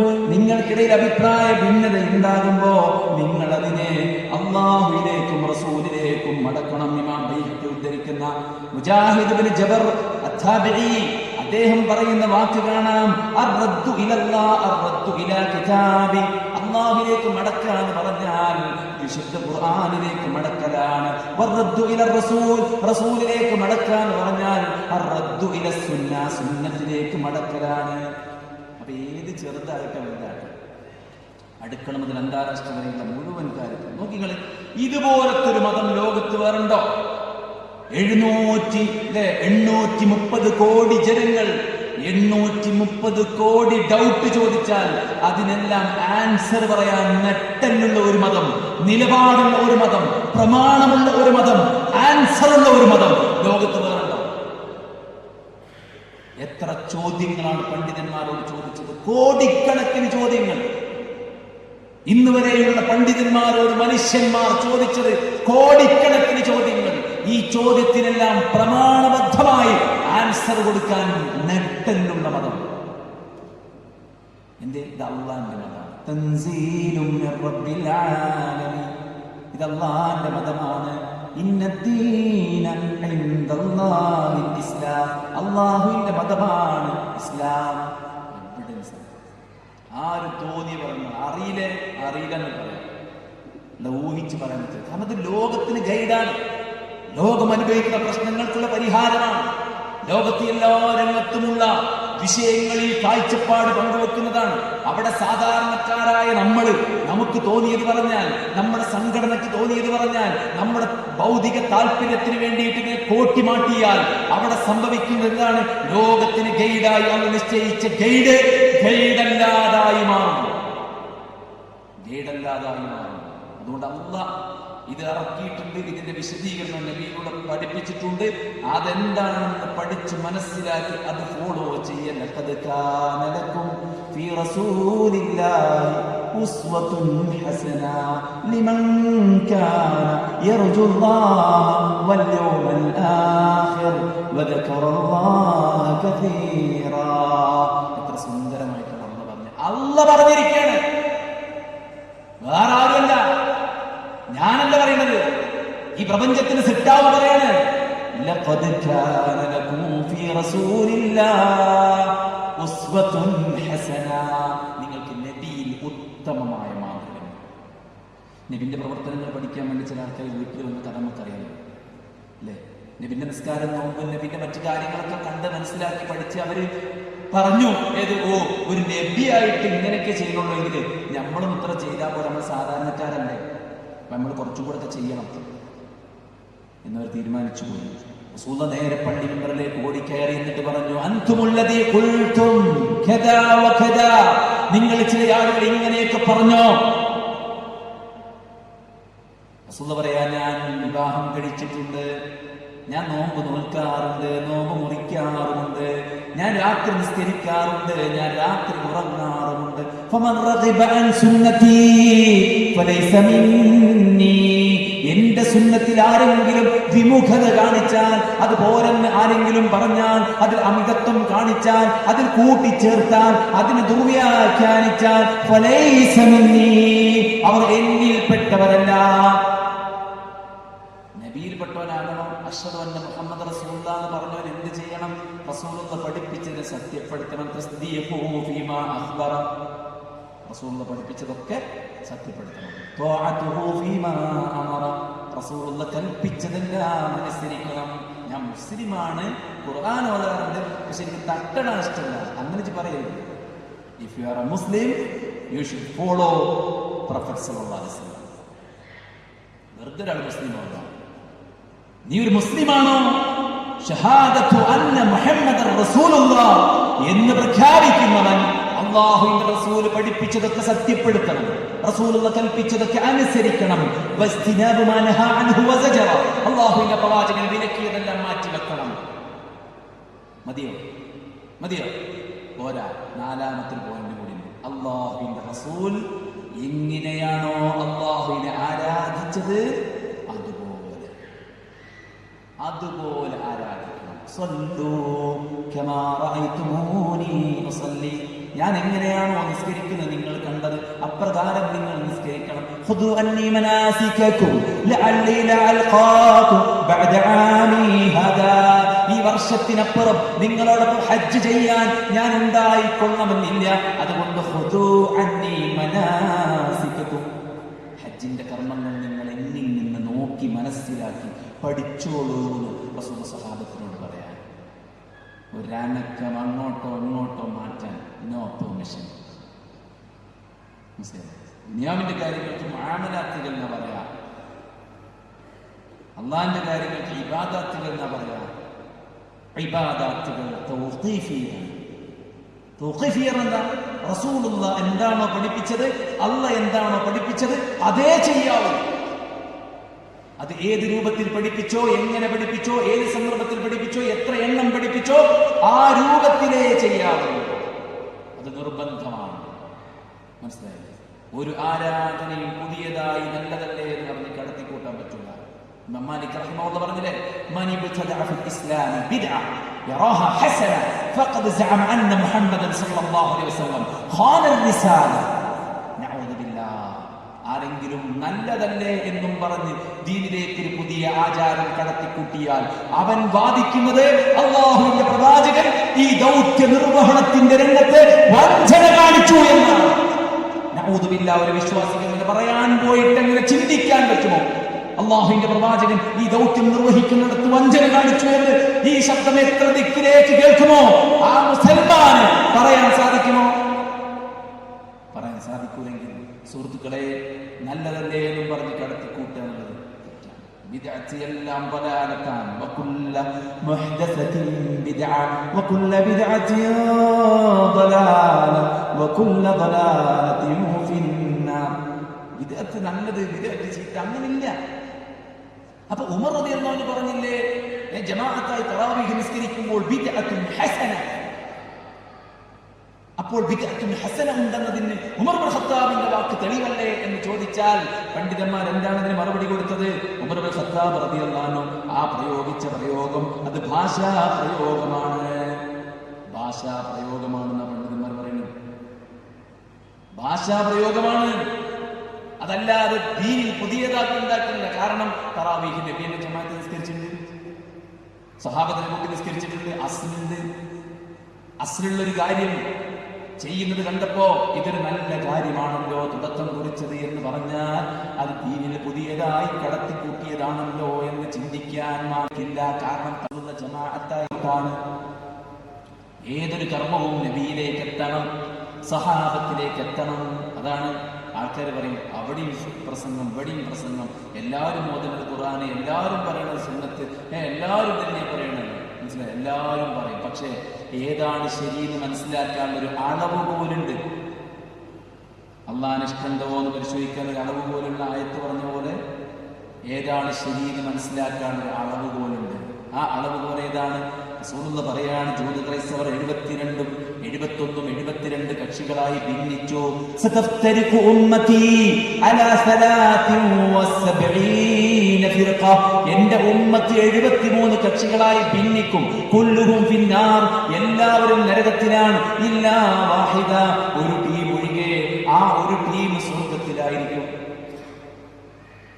ആ ഒരു ടീം ലോകാവസാനം വരെ ഉണ്ടാകും. ആ ചങ്ങല, ആ കയറിൽ മുറുകെ പിടിക്കുന്ന ഒരു ടീം എക്കാലത്തും ഉണ്ടാകും. ലാ തസാലു ത്വായിഫതു മിൻ ഉമ്മതി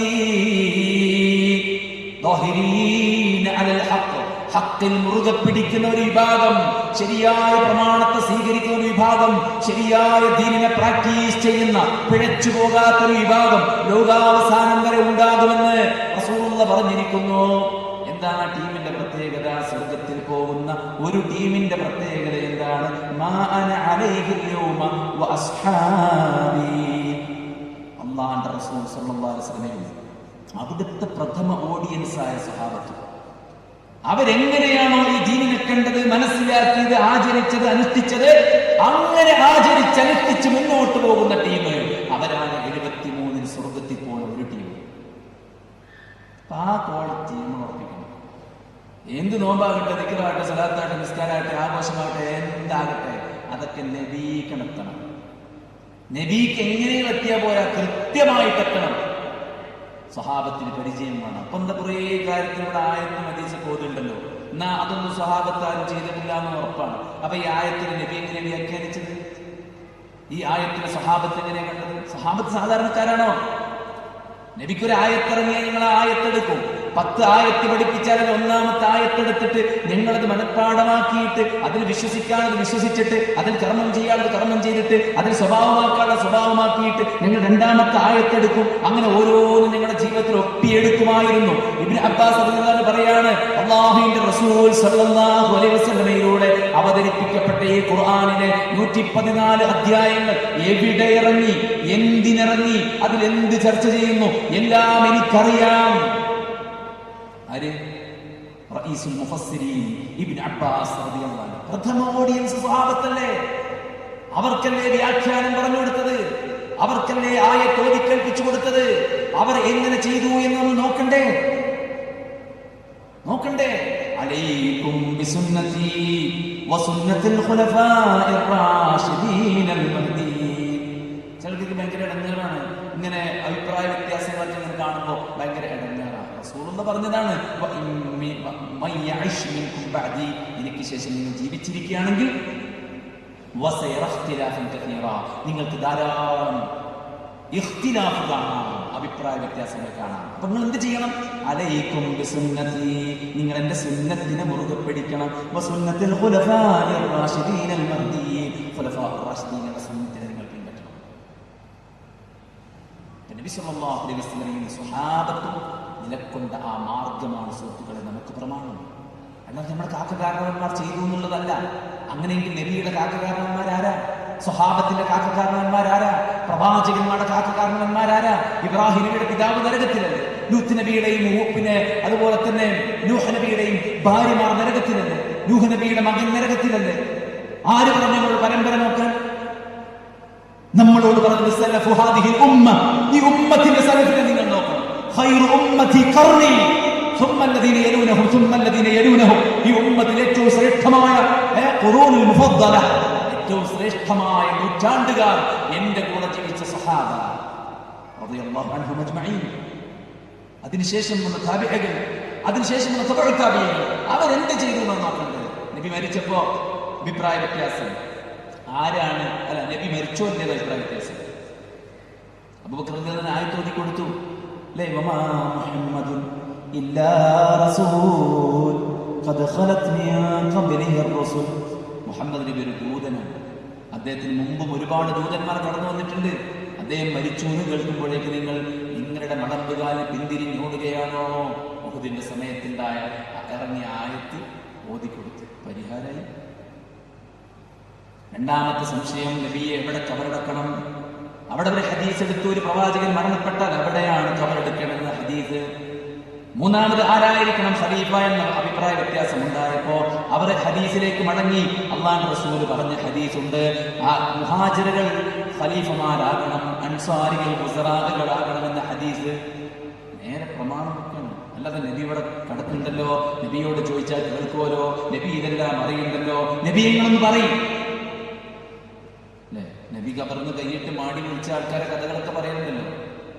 നബിസ്വല്ലല്ലാഹു മയ്യത്ത് അവിടെ കിടക്കുമ്പോ അവരാരും വിചാരിച്ചിട്ടില്ല, അവരാരും വിശ്വസിച്ചിട്ടില്ല നബി ഇത് അറിയുന്നുണ്ട്, നബി ഇത് കാണുന്നുണ്ട്. ഈവൻ നബി ജീവിച്ചിരിക്കുന്ന സമയത്ത് തന്നെ, നബി മദീനയിൽ ജീവിച്ചിരിക്കുമ്പോ ദൂരദിക്കുകളിലേക്ക് പോയ സ്വഹാബത്ത് ശത്രുക്കളുടെ പിടിയിലകപ്പെടുമ്പോൾ അവരാരും വിചാരിച്ചിട്ടില്ല ജീവിച്ചിരിക്കുന്ന റസൂലുള്ളാഹ് ഞങ്ങൾ പിടിക്കപ്പെട്ട വിവരം അറിഞ്ഞിട്ടുണ്ട് എന്ന്. അവർ അല്ലാഹുവോട് പ്രാർത്ഥിക്കുക ചെയ്തത്, അല്ലാഹുവേ ഞങ്ങളുടെ വിവരം നീ അല്ലാഹുവിന്റെ റസൂലിന് വഹയിലൂടെ അറിയിച്ചു കൊടുക്കണേ എന്ന് പ്രാർത്ഥിക്കണം.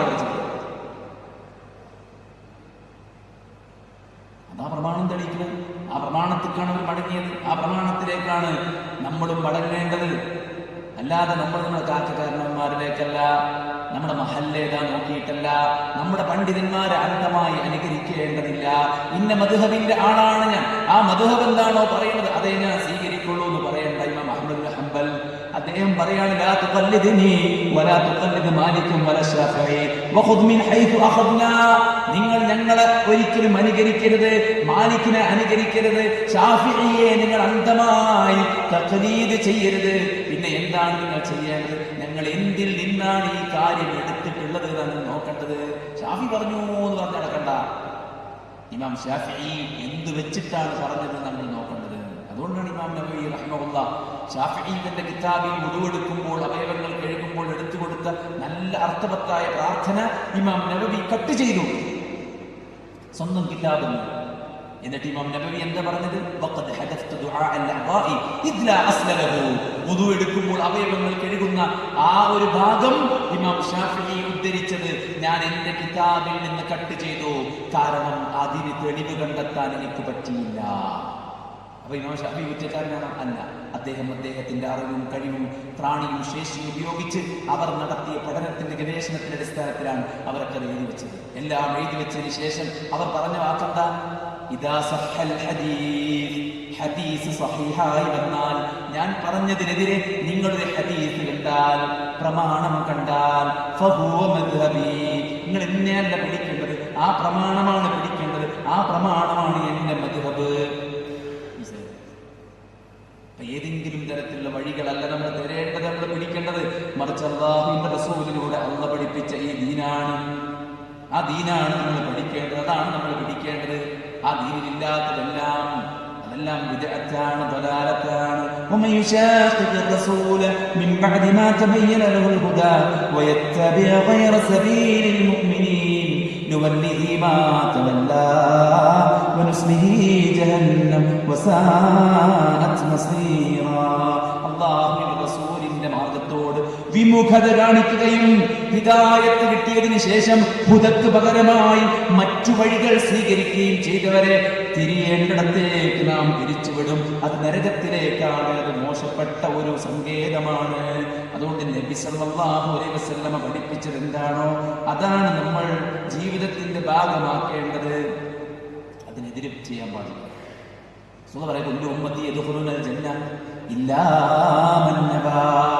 വിസമ്മതിച്ചവരൊഴികെ എല്ലാവരും സ്വർഗത്തിലാണ്. നബിയെ ആരാണവർ? റസൂലുള്ളാഹി പറയണമെന്ന്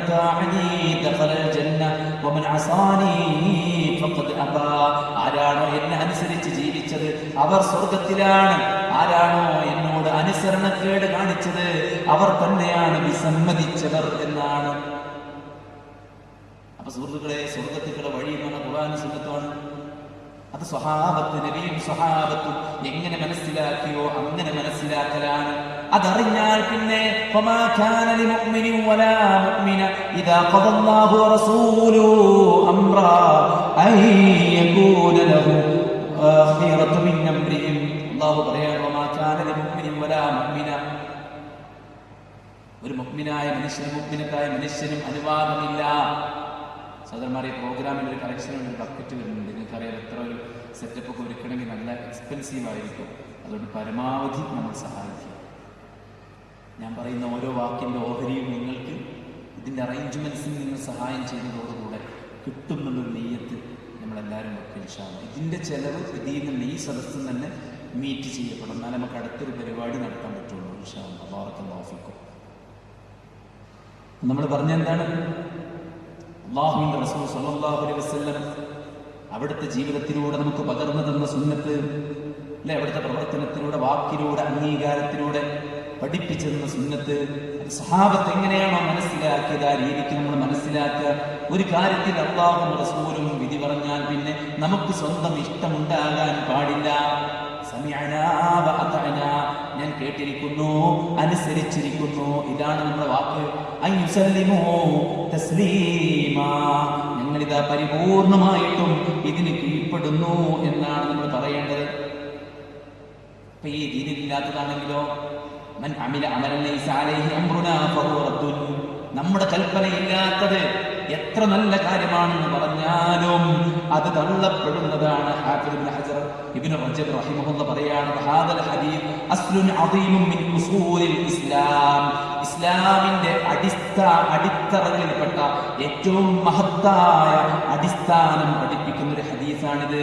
ഇസ്ലാമിന്റെ അടിസ്ഥാനം പഠിപ്പിക്കുന്ന ഹദീസാണിത്. നമ്മുടെ പ്രവർത്തനങ്ങളുടെ ഒരു അളവ് പാത്രമാണ്, അളവുകോലാണിത്. നമ്മൾ ചെയ്യുന്ന പ്രവർത്തനങ്ങൾക്ക് ആന്തരികമായിട്ട് അളവുകോലുണ്ട്. അതെന്താണ്? ഇന്നമൽ അഅ്മാലു ബിന്നിയ്യാത്ത്, കർമ്മങ്ങൾ അല്ലാഹുവിന്റെ പ്രീതി ആഗ്രഹിച്ച് ചെയ്യുന്ന ഒരാളുടെ നിയ്യത്തിന്റെ അടിസ്ഥാനത്തിലാണ് കർമ്മങ്ങൾ സ്വീകരിക്കുക. അത് ആന്തരികമായ ഒരു അളവുകോലാണ്. എന്തുദ്ദേശിച്ചാ ചെയ്യണമെന്നുള്ളത് ഇമ്പോർട്ടൻ്റ് ആണ്. അതുപോലെ തന്നെ ബാഹ്യമായ അളവുകോലാണ്. ആരെ ഫോളോ ചെയ്തുകൊണ്ടാണ് ചെയ്യുന്നത്? ഒരു വാക്കുച്ചരിക്കുമ്പോ അത് ദീനാകുമ്പോ, അത് ഇബാദത്താകുമ്പോ, അള്ളാഹിന്റെ പ്രീതി ആഗ്രഹിച്ചിട്ടാകുമ്പോ, സ്വർഗത്തിന് വേണ്ടിയിട്ടാകുമ്പോ, സഹോദരന്മാരെ, അവിടെ നബിയുടെ വാക്ക്, നബിയുടെ പ്രവൃത്തി, നബിയുടെ മൗനാനുവാദം അത് കൺസിഡർ ചെയ്യൽ നിർബന്ധമാണ്. എന്നാൽ ഇന്ന് മുസ്ലിങ്ങൾ ചെയ്യുന്ന ഓരോ കാര്യങ്ങൾ അതൊക്കെ എന്തടിസ്ഥാനമുള്ളത് ഒന്ന് പരിശോധിച്ചു നോക്കി. ഇതൊക്കെ നബിയിലേക്ക് എത്തുമോ എന്നുള്ളതൊന്ന് പരിശോധിച്ചു നോക്കി. ഇപ്പൊ നമസ്കാര ശേഷം എല്ലാ സമസ്തയുടെ പള്ളികളിലും കൂട്ടുപ്രാർത്ഥന നടത്തുന്നുണ്ട്. ഉമ്മു സലമ റളിയല്ലാഹു അൻഹ പറയാണ്, ഖാന റസൂലുള്ളാഹി സ്വല്ലല്ലാഹു അലൈഹി വസല്ലം ഇദാ സല്ലമ ഖാമ النിസാഉ ഹീന യഖ്ദി തസ്ലീമ വമകത യസീറൻ ഖബ്ല അൻ യഖൂമ.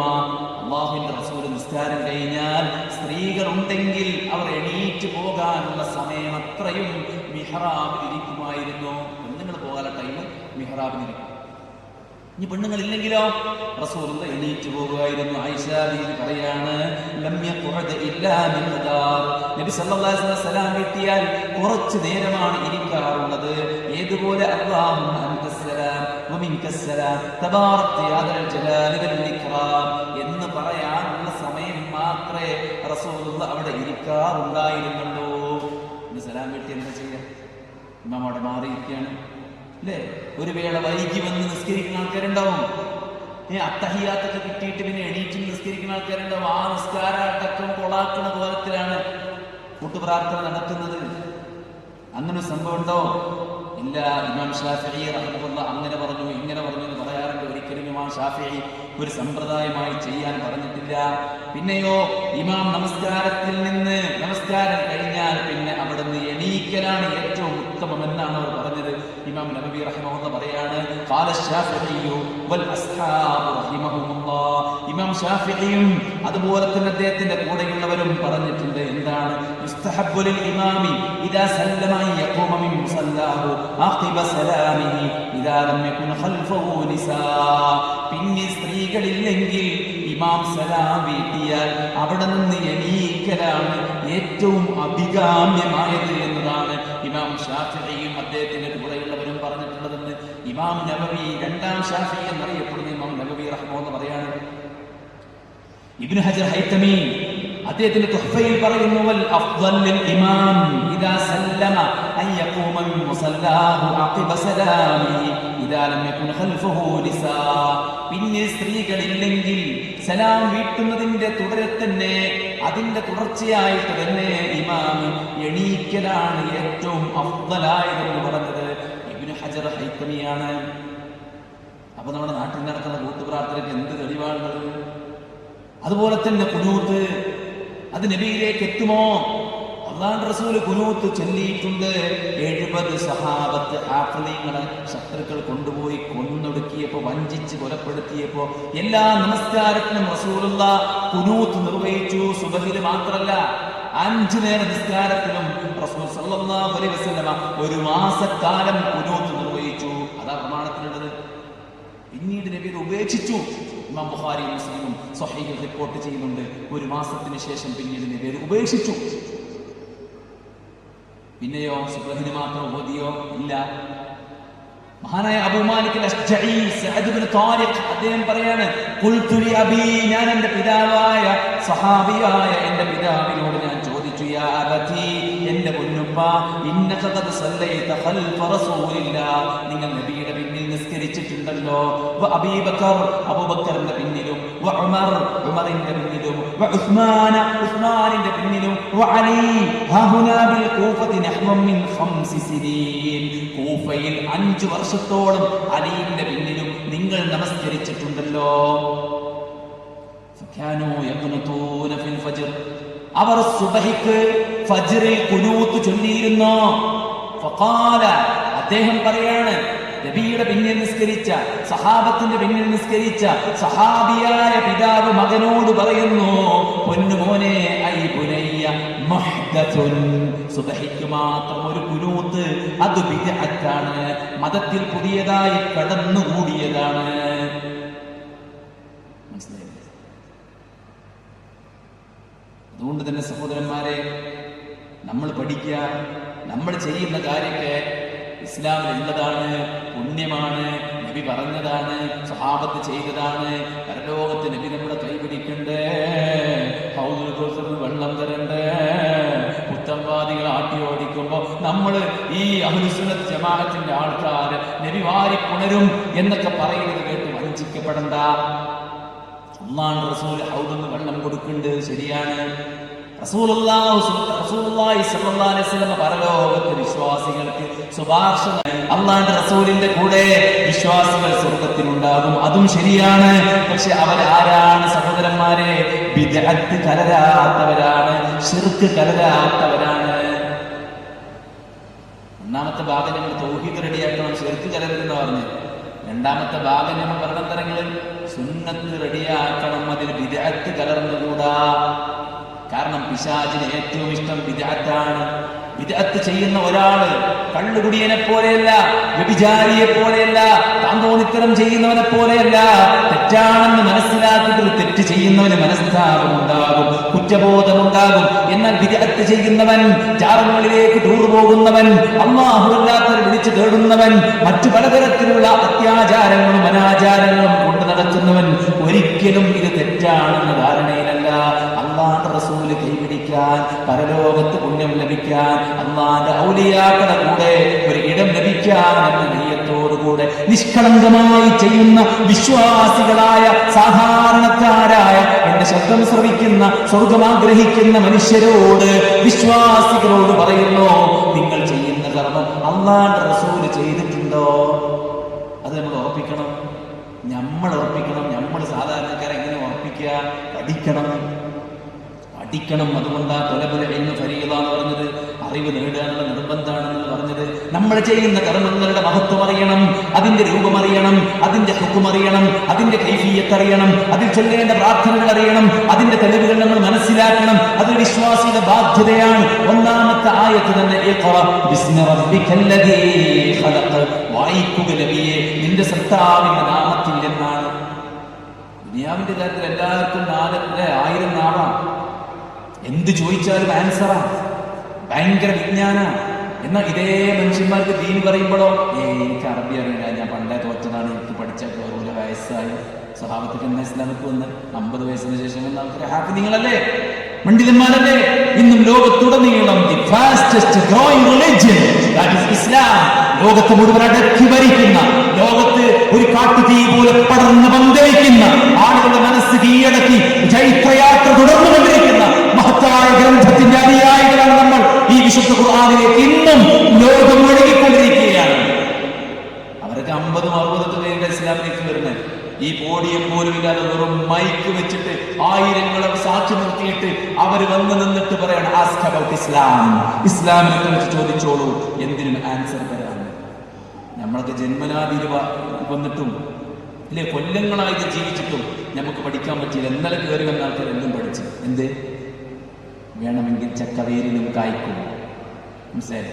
പഠിക്കണമെന്ന് മനസ്സിരുത്തി ഒരാള് ആ മാർഗത്തിൽ ഇറങ്ങിയാൽ അല്ലാഹു സുബ്ഹാനഹു വ തആല സഖലല്ലാഹു ലഹു ത്വരീഖൻ ഇലൽ ജന്ന, സ്വർഗ്ഗത്തിലേക്കുള്ള വഴി അല്ലാഹു എളുപ്പമാക്കും. ആ സ്വർഗ്ഗത്തിലേക്കുള്ള വഴി എന്താണ്? ഖുർആനും സുന്നത്തും പഠിക്കാനുള്ള വഴിയാണ്. നമ്മുടെ നാട്ടിലൊക്കെ ഖുർആൻ ക്ലാസ്സും കുട്ടികൾക്ക് സിആറും QHLS-ഉം കുറെ വിജ്ഞാന വേദിയും കുറെ തഫ്സീർ വായനയും കുറെ ഹദീസ് പഠനവും പീസ് റേഡിയോയിലൂടെ 24 അവേഴ്സും ദീൻ പഠിക്കാനുള്ള വ്യത്യസ്ത ഭാഗങ്ങൾ പഠിക്കാനുള്ള അഖീദ, ഫിഖ്, അല്ലേ, മറ്റെല്ലോ സംഗതിയും പഠിക്കാനുള്ള വഴികൾ നമ്മുടെ സെൽഫോണിലുണ്ട്. മണിക്കൂറുകൾ നമ്മൾ ഫോൺ ഉപയോഗിക്കുന്നുണ്ട്. നമ്മൾ എന്താ കാണുന്നത്? നമ്മൾ എന്താ കേൾക്കുന്നത്? പഠിക്കണം. വിവരമില്ലാതെ ആരാധന നിർവഹിക്കുന്ന നസാറാക്കളിൽ നിന്ന് വിവരമുണ്ടായിട്ടും ദീന് ആചരിക്കാത്ത യഹൂദികളിൽ നിന്ന് പടച്ചോനെ ഞാൻ നിന്നോട് രക്ഷ തേടുന്നു, അങ്ങനെ അർത്ഥം പറഞ്ഞ പണ്ഡിതന്മാരുണ്ട്. മനസ്സിലായി? വഴി പിഴച്ചവരുടെ പ്രത്യേകത എന്താ? ഒരു എവിഡൻസും ഇല്ലാതെ പലതും ചെയ്തു, ഒരു വിവരമില്ലാതെ എന്നോട് ചെയ്തു കൊടുത്തു. എന്താ യഹൂദർക്ക് പറ്റിയത്? അവർക്ക് പ്രാമാണികമായിട്ടുള്ള വിദ്യാഭ്യാസമുണ്ട്, പക്ഷെ അവരത് പ്രവർത്തിക്കുന്നില്ല. അപ്പോൾ അറിവുണ്ടായിട്ട് പ്രവർത്തിക്കാത്തതിൽ നിന്നും അറിവില്ലാതെ പ്രവർത്തിക്കുന്നതിൽ നിന്നും ഞാൻ നിന്നോട് രക്ഷ തേടുന്നു. ഫാത്തിഹന്റെ അവസാന ഭാഗത്തിന് അങ്ങനെ അർത്ഥം പറഞ്ഞ പണ്ഡിതന്മാരാണ്. അപ്പൊ സഹോദരന്മാരെ, പഠിച്ച് ബോധ്യപ്പെടുക എന്നുള്ളതാണ്. അപ്പൊ ഈ ഖുനൂത്തിന്റെയും കൂട്ടുപ്രാർത്ഥനന്റെയും വിഷയമാണ് നമ്മൾ പറഞ്ഞത്. ഇത് മാത്രമല്ല സഹോദരന്മാരെ, ഓരോന്നും നോക്കി അറബിയിൽ ഖുതുബ, അല്ലാഹുവിന്റെ റസൂല് അറബിയിലാണ് ഖുതുബ പറഞ്ഞത്. നബിയുടെ ഓഡിയൻസും അറബിയാണ്. അല്ലാഹു സുബ്ഹാനഹു വ തആല ജുമുഅയെ കുറിച്ച് പറഞ്ഞത് ഫസ്ഔ ഇലാ ദിക്രില്ലാഹി വദറുൽ ബൈഅ, നിങ്ങൾ കച്ചവടം ഉപേക്ഷിച്ചിട്ട് ദിക്റുള്ളയിലേക്ക് പോകണം. ഈ ദിക്റുള്ളയെ പണ്ഡിതന്മാർ പറഞ്ഞിട്ടുള്ളത് ഇമാം ഇബ്നു ജരീർ അത്ത്-തബരി റഹിമഹുല്ലാഹ് പറയാണ്, ഫഅമ്മ ദിക്റുല്ലദി അമറല്ലാഹു തബാറക വ തആല ബിസ്സഈ ഇലൈഹി ഇബാദഹു വൽ മുഅ്മിനീൻ, മുഅ്മിനീങ്ങളായ ദാസന്മാരോട് അല്ലാഹു അവന്റെ ദിക്റിലേക്ക് അടുക്കാൻ, ദിക്റിലേക്ക് ഓടിച്ചെല്ലാൻ പറഞ്ഞിരിക്കുന്നതിന്റെ ഉദ്ദേശം ഫഇന്നഹു മൗഇദത്തുൽ ഇമാമി ഫീ ഖുതുബതിഹി. എന്താ ദിക്റുള്ള? ഖുതുബയിലൂടെ ഇമാം കൊടുക്കുന്ന മൗഇദത്ത്, ഉപദേശം കേൾക്കാൻ നിങ്ങൾ ഓടണമെന്നാണ്. അറബി ഖുതുബ പറയുന്നവർക്ക് എന്ത് ഉപദേശം കേൾക്കണമെന്നുണ്ട്, പറയണമെന്നുണ്ട്. വായിച്ചു പോകല്ലേ, വായിച്ചു പോകല്ലേ. റസൂലുള്ളാഹിയുടെ ഖുതുബയാണോ ഈ വായിക്കുന്നത്? ആണോ ഈ ഖുതുബാത്തിന്റെ ഏട്? ഹിജ്റ 768 മരണമടഞ്ഞ ഇബ്നു ബാത്തുൽ മിസ്രിയുടെ ഗ്രന്ഥമാണ്, അദ്ദേഹത്തിന്റെ ഖുതുബകളാണ് എന്ത് ചെയ്തിട്ടുള്ളത്? ഈ ക്രോഡീകരിക്കപ്പെട്ടിട്ടുള്ളത് എന്ന് അവരും നിരീക്ഷിച്ചു. നബിന്റെ ഖുതുബയാണോ? അല്ല. നബിന്റെ ഖുതുബ എന്തായിരുന്നു? നബി സല്ലല്ലാഹു അലൈഹി വസല്ലം ഖുതുബ എന്തായിരുന്നു? രണ്ട് ഖുതുബയായിരുന്നു. യജ്ലിസു ബൈനഹുമാ, അതിനിടയിൽ നബി ഇരിക്കുമായിരുന്നു. യഖറഉൽ ഖുർആൻ, നബി ഖുർആൻ ഓതുമായിരുന്നു. വയുദക്കിറുൻ നാസ്, ജനങ്ങൾക്ക് താക്കീത്, ഉപദേശം കൊടുക്കുമായിരുന്നു. അപ്പൊ ആയത്തോതിയിട്ട് ആളുകൾക്ക് മനസ്സിലാകുന്ന കോലത്തിൽ അത് വിവരിച്ചു കൊടുക്കുകയായിരുന്നു നബിന്റെ ഖുതുബ. ആൾക്കാർക്ക് മനസ്സിലായത് മാത്രമല്ല, സ്വഹാബത്ത് ഖുതുബ കേട്ട് കരഞ്ഞു. ഖബർ ശിക്ഷയെ കുറിച്ച് കേട്ട് അലമ്പയിട്ട് കരഞ്ഞു. മദീന പള്ളിക്ക് സ്വഹാബത്ത് ഉറക്കെ കരഞ്ഞു നബിന്റെ ഖുതുബ കേട്ടിട്ട്. എന്തിവർക്ക് മനസ്സിലായി എന്നുള്ളതാണ്. മാത്രമല്ല, നബി സല്ലല്ലാഹു അലൈഹി വസല്ലം ഖുതുബ നിർവഹിക്കുമ്പോ സുലൈഖുൽ അത്ഫാനി കയറി വരുന്നു. അദ്ദേഹം സുന്നത്ത് നിസ്കരിക്കാതെ ഇരിക്കുന്നു. റസൂലുള്ള സുലൈഖിനോട് ഖുതുബയിൽ എണീറ്റ് നിസ്കരിക്കാൻ വേണ്ടി പറയുന്നു. ഇതൊക്കെ ഹദീസിൽ സ്വഹീഹായി വന്നതല്ലേ? പണ്ഡിതന്മാർ ഇതിനൊക്കെ ശരിപ്പെടുത്തിയതല്ലേ? ഹദീസിന്റെ വിശദീകരണം ഇബ്നു ഹജർ അസ്ഖലാനി റഹിമഹുല്ലാഹ് പറയാണ്, വഅന്ന ലിൽ ഖതീബി അൻ യഅമുറ ഫീ ഖുതുബതിഹി വയൻഹാ വയുബയ്യിന അൽ അഹ്കാം അൽ മുഹ്താജ് ഇലൈഹാ. ഖുതുബയിൽ പണ്ഡിതൻ ഖതീബ് അദ്ദേഹം എന്ത് ചെയ്യണം? അല്ലാഹുവിന്റെ കൽപ്പനകൾ എന്താണോ അത് പഠിപ്പിച്ചു കൊടുക്കണം. അല്ലാഹ് വിലക്കിയത് എന്താണോ പഠിപ്പിച്ചു കൊടുക്കണം. ദീനിന്റെ ശറഅ് എന്താണോ പഠിപ്പിക്കുന്നത് അത് പഠിപ്പിച്ചു കൊടുക്കണം.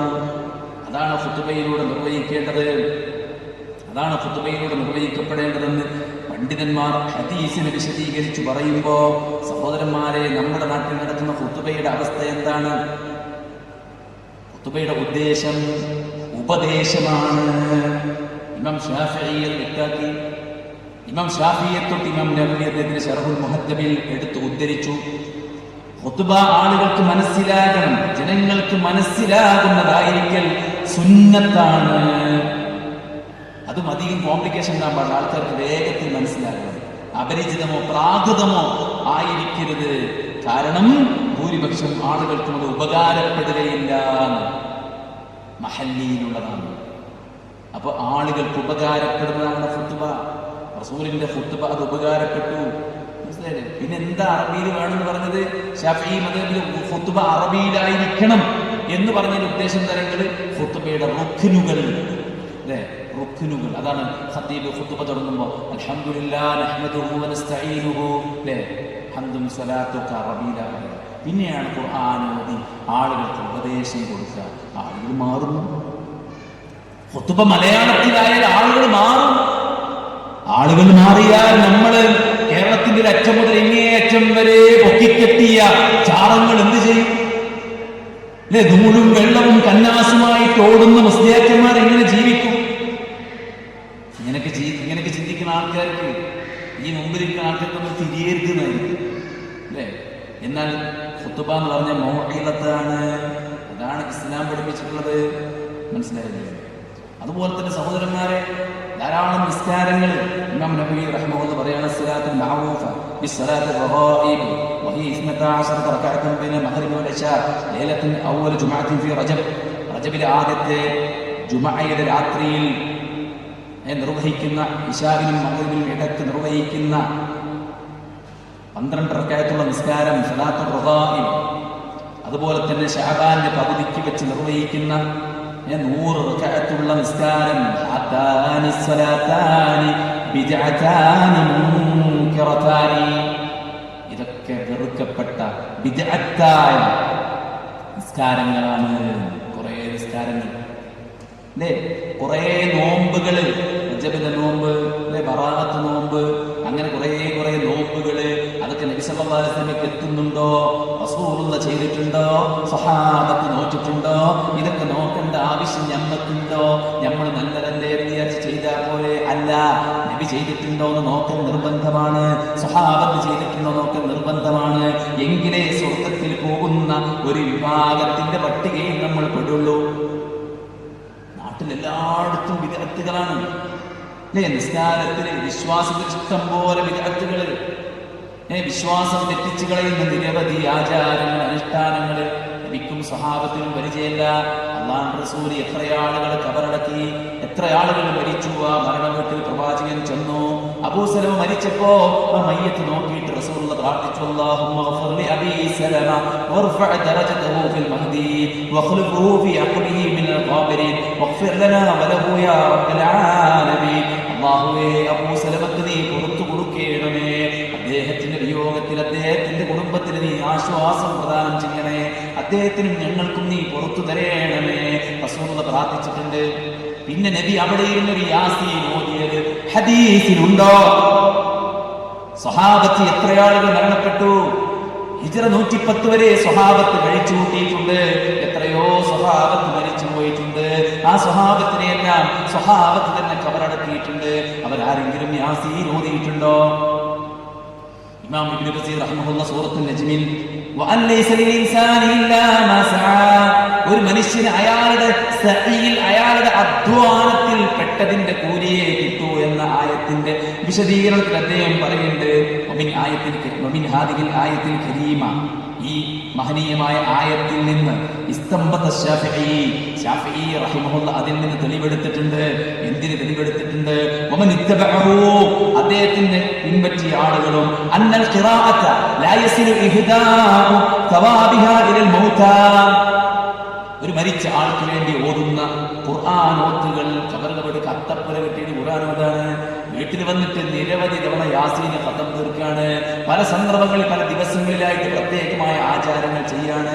ഇതൊന്നും മയ്യത്തിലേക്ക് എത്തൂല, എത്തുകയില്ല, മൗതയിലേക്ക് മരിച്ചതിലേക്ക് അതിന്റെ പ്രതിഫലം എത്തുകയില്ല.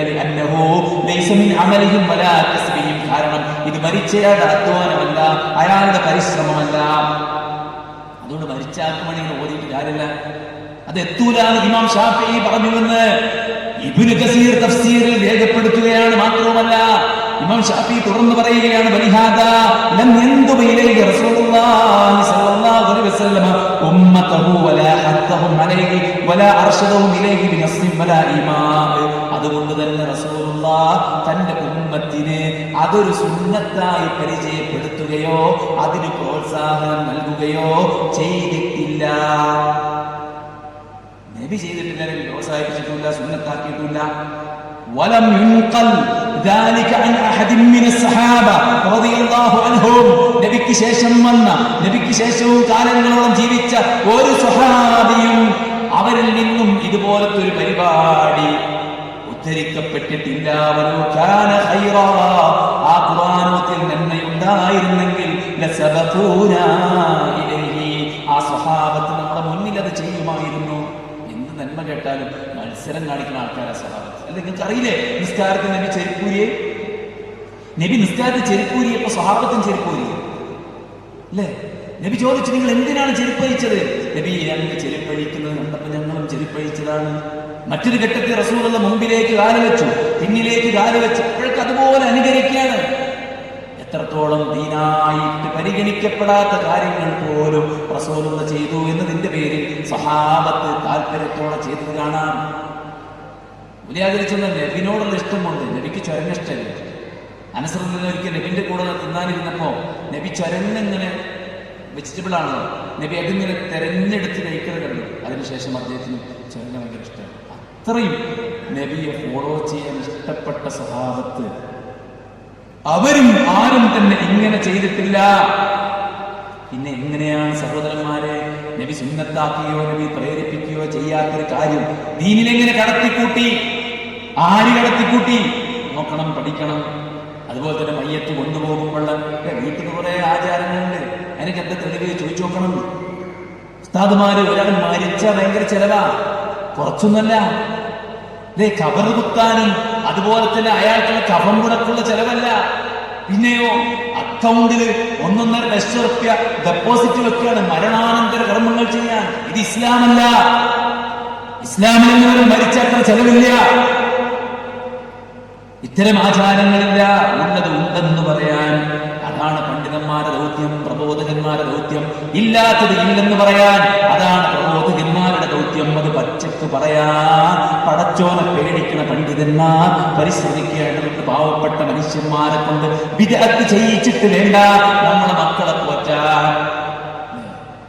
അതുണ്ടെങ്കിൽ കുട്ടികളുണ്ടാകാൻ നമുക്ക് തേനിൽ വരഞ്ഞിട്ട് ഇളക്കിയിട്ട് കുട്ടികൾ ഉണ്ടായാലും അതിന്റെ അറിയിക്കുന്നത് എനിക്ക് തരാൻ, എനിക്ക് എന്റെ മക്കളെ കെട്ടിക്കാനുള്ളതാണ്. മക്കളെ കെട്ടിക്കേണ്ടത് അധ്വാനിച്ച് സമ്പത്ത് ഉണ്ടാക്കിയിട്ടാണ്, അല്ലാതെ ആളുകളെ ആദർശം പിടുങ്ങിയിട്ടല്ല, ആളുകളുടെ വിശ്വാസം കബളിപ്പിച്ചിട്ടല്ല, ആളുകളെ ശിർക്കിലേക്ക് കൊണ്ടുപോയിട്ടല്ല, ആളുകളെ കൊണ്ട് ബിദ്അത്ത് ചെയ്യിച്ചിട്ടല്ല.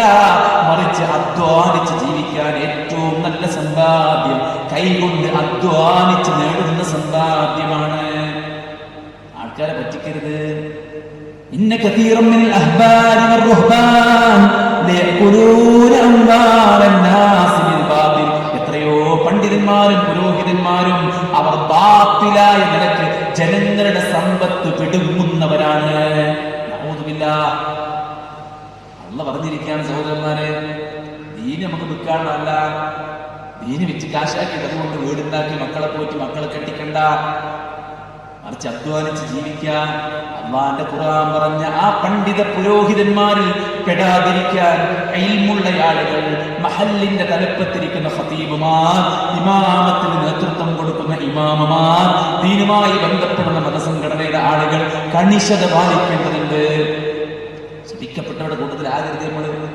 സ്വർഗത്തിന്റെ ഓരത്ത് നിന്ന് നരകത്തിലേക്ക് ആളുകൾ ക്ഷണിക്കുന്ന പണ്ഡിതന്മാരാകരുത്, നരകത്തിലേക്ക് ആളെ കൂട്ടുന്ന പണ്ഡിതന്മാരാകരുത്. അവർ പിഴച്ചു, അവർ പിഴപ്പിച്ചുകൊണ്ടിരിക്കുന്നു എന്ന് റസൂലുള്ളാഹി പറഞ്ഞ പണ്ഡിതന്മാരാകരുത്. മറിച്ച് ഇസ്ലാമിലുള്ള ഒരു കാര്യം, ഒരു വിശ്വാസം, ഒരു കർമ്മം, ഒരു ആചാരം ജനങ്ങൾക്ക് പഠിപ്പിച്ചു കൊടുത്താൽ ഈ പാവപ്പെട്ട മനുഷ്യന്മാർ ആ പുണ്യം ചെയ്താൽ അത് പഠിപ്പിക്കുന്ന ഉസ്താദിന്, അത് പഠിപ്പിക്കുന്ന ഖതീബിന്, അത് പഠിപ്പിക്കുന്ന ആ ഇൽമുള്ള വ്യക്തിക്ക്, അത് ആരാണോ പഠിപ്പിക്കുന്ന അയാൾക്ക് ചെയ്യുന്നവന് കിട്ടുന്ന അതേ കൂലി കിട്ടുമെന്ന് പഠിപ്പിച്ച മഹനീയമായ ദൗത്യമാണ് ദഅവത്ത്. ദീന് പഠിപ്പിക്കുക എന്നുള്ളത്. ആ കൂലി നമ്മൾ നഷ്ടപ്പെടുത്തിയിട്ട് ഈ കണ്ട മനുഷ്യന്മാരൊക്കെ പാട് നരകത്തേക്ക് കൊണ്ടുവരുന്ന ശിർക്കിലേക്കും ബിദ്അത്തിലേക്കും പ്രചോദിപ്പിക്കുന്നവരാകരുത് പണ്ഡിതന്മാർ. അതുകൊണ്ട് ഓരോന്നിന്റെയും തെളിവ് നമ്മൾ നോക്കണം. മയ്യത്ത് കൊണ്ടുപോകുമ്പോൾ ദിക്ർ ചൊല്ലിനെ കുറിച്ച് ഇമാം നബവി എന്താ പറഞ്ഞത്? വഅലം, നീ അറിയണം, അന്ന സ്വവാബൽ മുഖ്താർ മാ കാന അലൈഹി സലഫ് റളിയല്ലാഹു അൻഹും മിന സുകൂതി ഫി ഹാലി സിയരി മിനൽ ജനാസ, ജനാസയുടെ കൂടെ നടന്നു പോകുമ്പോ മുൻഗാമികൾ ചെയ്തത് അസ്സുകൂത്, സൈലൻസ്. ഫിക്റാൻ, സിക്റാൻ, ചിന്തിക്കണം. കുറച്ചുകൂടി എനിക്ക് ഇതേപോലെ മരിച്ചു പോകുന്നത്. അല്ലാതെ അവിടെ ഒരു പ്രാർത്ഥന, അവിടെ ഒരു ദിക്ർ, അവിടെ ഒരു തക്ബീർ ഇല്ല എന്നാണ് പണ്ഡിതന്മാർ നമ്മളെ പഠിപ്പിച്ചിരിക്കുന്നത്. അതുകൊണ്ട് മയ്യത്ത് കൊണ്ടുപോകുമ്പോ അവര് തക്ബീർ ചെല്ലണില്ല. മില്ലിലേക്ക് മരം മുട്ടി കൊണ്ടുപോണത് അവർക്ക് ദിക്റില്ല, അവർക്ക് ദുആഇല്ല, അവർക്ക് സ്വലാത്തില്ല. ദീനിനെ വെട്ടിമുറിച്ചവരാണ് അവരെന്നാണ് പലപ്പോഴും സലഫികളെ കുറിച്ച് പറയാത്തത്. ഒരിക്കലും അത് വിശ്വസിക്കരുത്. നമുക്ക് ദിക്റുണ്ട്, നമുക്ക് ദുആയുണ്ട്, നമുക്ക് സ്വലാത്തുണ്ട്, നമുക്ക് സുന്നത്തുണ്ട്. ദീനിലില്ലാത്തത് ഇല്ലെന്ന് പറയുന്നതിന്റെ പേരിൽ കട്ടുമുറിച്ചവർ എന്ന് പറയുന്നുവെങ്കിൽ അത് ഞങ്ങൾക്ക് പ്രശ്നമല്ല. ദീനിലുള്ളതാണെന്ന് തെളിയിക്കാൻ നിങ്ങൾക്ക് കെൽപ്പുണ്ടോ എന്നത് മാത്രമാണ്. ആളുകളെ കബളിപ്പിക്കരുത്, ആളുകളെ പറ്റിക്കരുത്, മറിച്ച് തെളിവുകൾ കൊടുക്കണം. ഏതെങ്കിലും ഹോജ പറഞ്ഞൊന്നല്ല, ഏതെങ്കിലും മഹാൻ പറഞ്ഞൊന്നല്ല. മഹാന്മാരായ നമ്മുടെ പണ്ഡിതന്മാർ, പണ്ഡിത കേസരികളൊക്കെ അങ്ങനെ ചെയ്യാറുണ്ടായിരുന്നു, ഇങ്ങനെ ചെയ്യാറുണ്ടായിരുന്നു എന്ന് പറഞ്ഞാൽ പോരാ. ഏത് പണ്ഡിതനാണ് അങ്ങനെ ചെയ്തത്? ഏത് തെളിവിന്റെ അടിസ്ഥാനത്തിലാണ് ചെയ്തത്? ആ തെളിവിന്റെ അവസ്ഥ എന്താണ്? ആ തെളിവിനെ കുറിച്ച് പണ്ഡിതന്മാർ പറഞ്ഞത് എന്താണ്?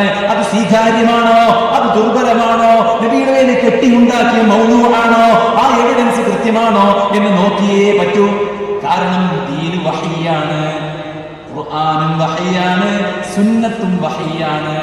കുറെ ആൾക്കാർ ഇങ്ങനെ നബിന്റെ പേരിൽ, പ്രത്യേകിച്ച് നബി സല്ലല്ലാഹു അലൈഹി വസല്ലമയുടെ കാലശേഷം പലരും, ഈ ഷിയാക്കളും ഖവാരിജിയാക്കളും മുഅ്തസിലിയാക്കളും, ഇവരൊക്കെ എന്താ ചെയ്തിന്? അവർക്കൊക്കെ എന്തിനും ആവശ്യം ഉണ്ടാവോ? ഒരു ഖാല റസൂലുള്ളാഹ്, ഖാല റസൂലുള്ളാഹ്, ഖാല റസൂലുള്ളാഹ് എന്ന് പറഞ്ഞ് നടക്കും.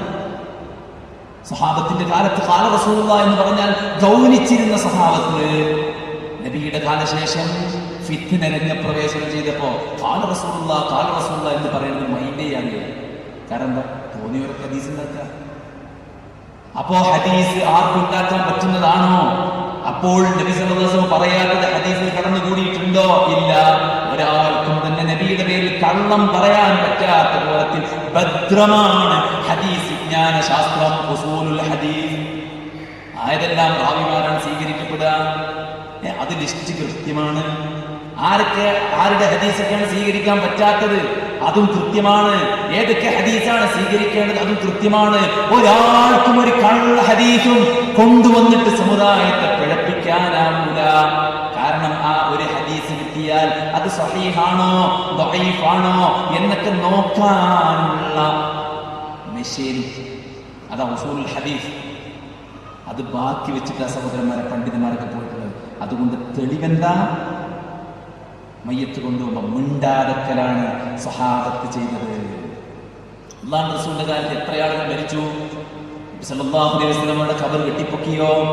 ബഖീഉൽ ഗർഖദിൽ ഏതെങ്കിലും ഖബർ കെട്ടിപ്പൊക്കിയിട്ടുണ്ടോ? മക്കയെ പരിശുദ്ധ ഹറമിന്റെ പരിസരത്തുള്ള അല്ലെ? മഖബറയിൽ ഏതെങ്കിലും ഖബർ കെട്ടിപ്പൊക്കിയിട്ടുണ്ടോ? ഇന്ന് എത്ര ഖബറുകളാണ് കെട്ടിപ്പൊക്കിയിരിക്കുന്നത്? മഹാന്മാരുടെ ഖബർ കെട്ടിപ്പൊക്കുന്നു, അതിന് മഹത്വങ്ങൾ പറയുന്നു, ആളുകൾ അവിടേക്ക് ഒഴുകുന്നു, ആവശ്യങ്ങൾ പടച്ച റബ്ബിനോട് ചോദിക്കേണ്ടത് പകരം ചോദിക്കുന്നു.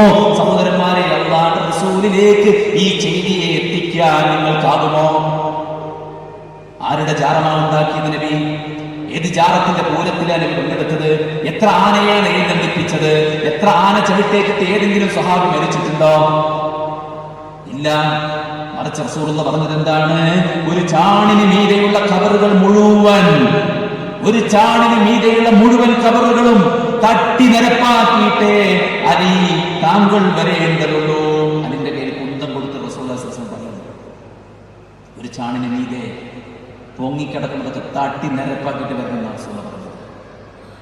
റസൂലുള്ളാഹി സ്വല്ലല്ലാഹു അലൈഹി വസല്ലം ഖബറിന് മീതെ എടുപ്പ് നിർമ്മിക്കുന്നത്, അതിൽ കുമ്മായം അടിക്കുന്നത്, അതിൽ കയറി ഇരിക്കുന്നത് എല്ലാം വിലക്കിയിട്ടുണ്ട്. ലാ തജഅൽ ഖബരി ഈദാ, എന്റെ ഖബറിനെ നിങ്ങൾ ആഘോഷത്തിന്റെ കേന്ദ്രമാക്കരുത്. ലാ തജഅൽ ഖബരി വസന യുഅബദ്, എന്റെ ഖബറിനെ നിങ്ങൾ ആരാധനയുടെ ആരാധിക്കപ്പെടുന്ന വിഗ്രഹമാക്കരുത്. അല്ലാഹുവിന്റെ റസൂൽ സ്വല്ലല്ലാഹു അലൈഹി വസല്ലം പറഞ്ഞിരിക്കുകയാണ്.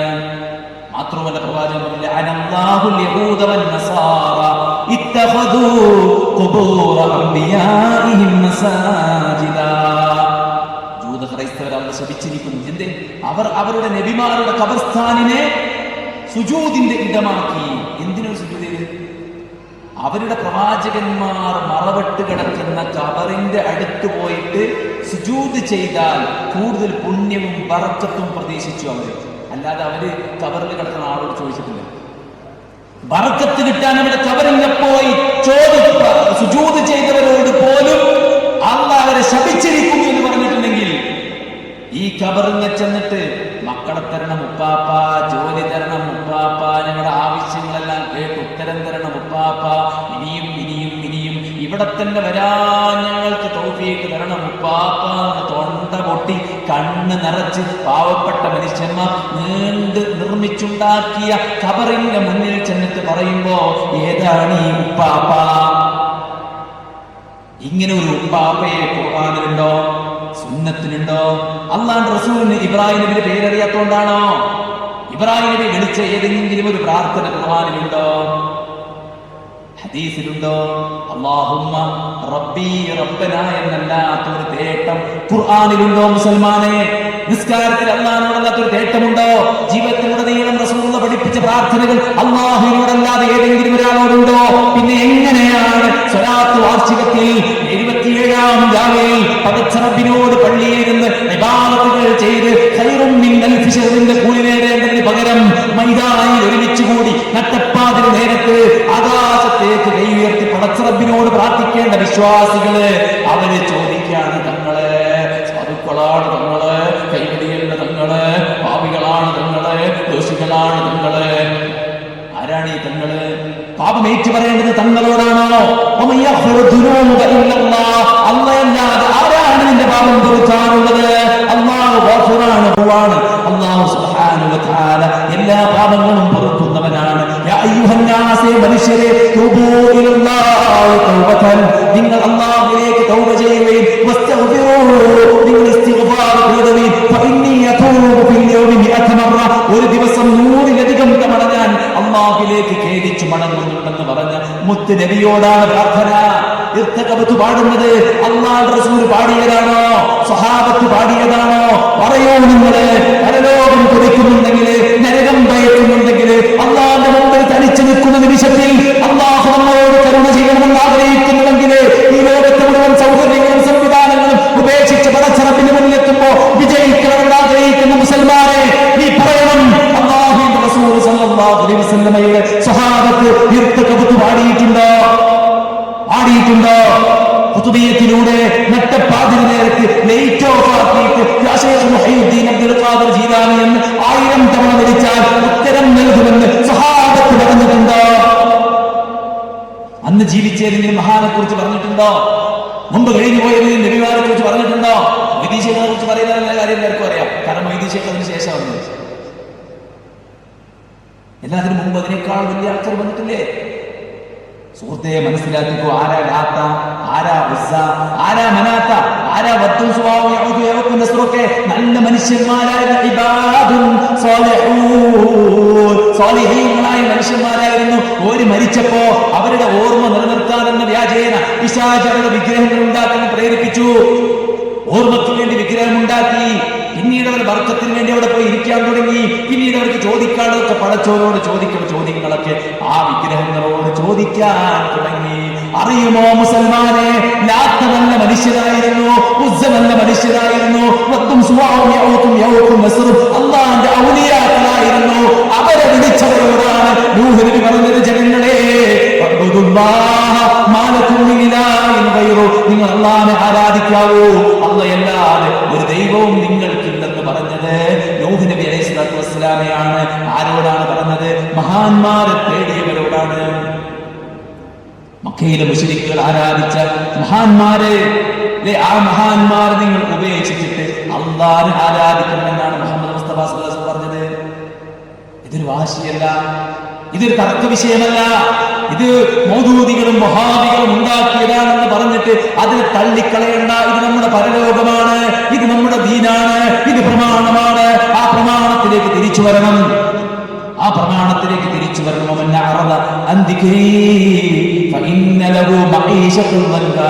പ്രമാണത്തെ നിങ്ങൾ കൈയൊഴിച്ചാൽ കുദുസ്സമായ ജീവിതം ഉണ്ടാകും. ഈ കബറ് കെട്ടിപ്പൊക്കൽ കൊടുക്കുന്നുണ്ടായതാ, അതൊന്നും നബീക്കത്തൂല. അതൊക്കെ ഷിയാക്കളിലേക്കാണ് എത്തുക, അതൊക്കെ ഷിയാക്കളിലേക്കാണ് എത്തുക. നബിയുടെ ഖബർ കണ്ട ജാബിർ റളിയല്ലാഹു അൻഹു പറയുന്നുണ്ട്, അല്ലാഹുവിന്റെ റസൂലിന്റെ ഖബർ ഞാൻ കണ്ടിട്ടുണ്ട്. ഞാൻ കാണുമ്പോ റസൂൽ സ്വല്ലല്ലാഹു അലൈഹി വസല്ലമയുടെ ഖബർ ഒരു ചാണ് മാത്രമാണ് ഉയരമുള്ളത്. വറഫിഅ ഖബറുഹു മിനൽ അർദി നഹവ മിൻ ശിബ്രിൻ വജദ്തുഹു. നബിയുടെ ഖബർ ഞാൻ കണ്ടപ്പോ ഒരു ചാണിലധികം ഇല്ല. ഈ പച്ചക്കുപ്പന്റെ പേരും പറഞ്ഞിട്ടാണ് പലപ്പോഴും ജാറത്തിന് തെളിവെടുക്കാറുള്ളത്. എന്നാല് സുന്നത്ത് മാസികത്തിന് വന്നിട്ടുണ്ട്. എന്തായാലും ഹിജ്റ 678 മൻസൂർ രാജാവിന്റെ കാലത്താണ് സുപ്രസിദ്ധമായി ഈ കുബ്ബ നിർമ്മിക്കപ്പെട്ടത്. ഹിജ്റ 678 എത്ര ലേറ്റ് ആണ് അല്ലെ? ആലോചിച്ച് നോക്കി. ഹിജ്റ 678 ഏതോ ഒരു രാജാവാണ് ഭരണപരിഷ്കാരത്തിന്റെ ഭാഗമായിട്ട് ഈ ബിൽഡിങ്ങിന് മൊത്തം ഒരു കുബ്ബ കെട്ടിയിന്. ജാറം കെട്ടാണ് തെളിവാണെന്ന് പറഞ്ഞാൽ അതൊക്കെ വിശ്വസിക്കാൻ പറ്റുമോ സഹോദരന്മാരെ? അല്ലാഹുവിന്റെ പ്രവാചകൻ സല്ലല്ലാഹു അലൈഹി വസല്ലം പറഞ്ഞ നിരവധി ഹദീസുകൾ അത് നമ്മൾ കണ്ടില്ല നടിക്കാൻ പറ്റുമോ? മഹാനായ അബ്ദുൽ ഖാദിർ ജീലാനി റഹിമഹുല്ലാഹ് പറയാണ്, വയുർഫഉൽ ഖബ്റു അനിൽ അർദി ഖദ്റ ശിബ്രി. ഖബർ ഒരു ചാണിന് മീതെ പൊങ്ങാൻ പാടില്ല. ആരാ പറഞ്ഞത്? അബ്ദുൽ ഖാദിർ ജീലാനി റഹിമഹുല്ലാഹ്. ശഫീഈ പണ്ഡിതന്മാരായ ഇമാം നവവി, ഇബ്നു ഹജർ ഹൈതമി തുടങ്ങിയ ആളുകളെല്ലാം ഇതുപോലെ തന്നെയാണ് പറഞ്ഞിരിക്കുന്നത്. ഇബ്നു ഹജർ ഹൈതമി പറയുന്നത്, കെട്ടിപ്പൊക്കിയ ഖബറുകളും അതിന്മേലുള്ള കുബ്ബകളും പൊളിച്ചു നീക്കാൻ നിർബന്ധമാണ്. പൊളിച്ചു നീക്കൽ നിർബന്ധമാണ്. അത് മസ്ജിദുൽ ദിറാറിനേക്കാൾ അപകടമാണ്. അത് നബി സല്ലല്ലാഹു അലൈഹി വസല്ലം കൽപ്പനയ്ക്ക് എതിരാണ്. ഉയർത്തപ്പെട്ട ഖബറുകൾ പൊളിക്കാൻ കൽപ്പിച്ചിട്ടുണ്ട്. അവിടെയുള്ള വിളക്കുകളും മറ്റും നീക്കം ചെയ്യൽ നിർബന്ധമാണ് എന്ന് അസ്സവാജറിൽ ഇബ്നു ഹജർ ഹൈതമി പറയുന്നു. അപ്പൊ സഹോദരന്മാരെ, അപ്പൊ നമ്മുടെ നാട്ടിലേക്ക് കാണുന്ന ഈ സംഭവം അപ്പൊ പറയുന്നത് ഖബറില്ല, ഖബറുണ്ട്. അലാ ഫസൂറുഹാ, നിങ്ങൾ ഖബർ സന്ദർശിച്ചോളൂ. ഫഇന്നഹാ തുദക്കിറുകുമുൽ മൗത, അത് നിങ്ങൾക്ക് മരണത്തെക്കുറിച്ചുള്ള ഓർമ്മ ഉണ്ടാക്കും, ആഖിറത്തിനെ കുറിച്ചുള്ള ഓർമ്മ ഉണ്ടാക്കും, ഹൃദയത്തിന് ലോലത ഉണ്ടാക്കും. ദുനിയാവിനോടുള്ള അമിതമായ താല്പര്യത്തിന് കുറച്ചാളും അതിനാ നമ്മളോട് കാണാൻ പറഞ്ഞത്. പ്രാർത്ഥന നമുക്ക് എവിടെ പോയാലും പ്രാർത്ഥിക്കാം, പക്ഷേ ഖബർ സന്ദർശിക്കാൻ പറഞ്ഞത് എന്തിനാണ്? ഫഇന്നഹാ തുദക്കിറുകുമുൽ മൗത, മരണം ഓർമ്മിപ്പിക്കും. അതിനാണ്. അല്ലാതെ അവിടെ പോയിട്ട് പടച്ചോട് ചോദിക്കാനുള്ള ചോദിക്കാനല്ല. ഇതൊക്കെ ആരാ ഉണ്ടാക്കിയ സുഹൃത്തുക്കളെ? ഷിയാക്കളാണ് ഉണ്ടാക്കിയത്. ഷിയാക്കളാണ് ഉണ്ടാക്കിയത്. ദീനിനെ തെറ്റിപ്പോയവർ.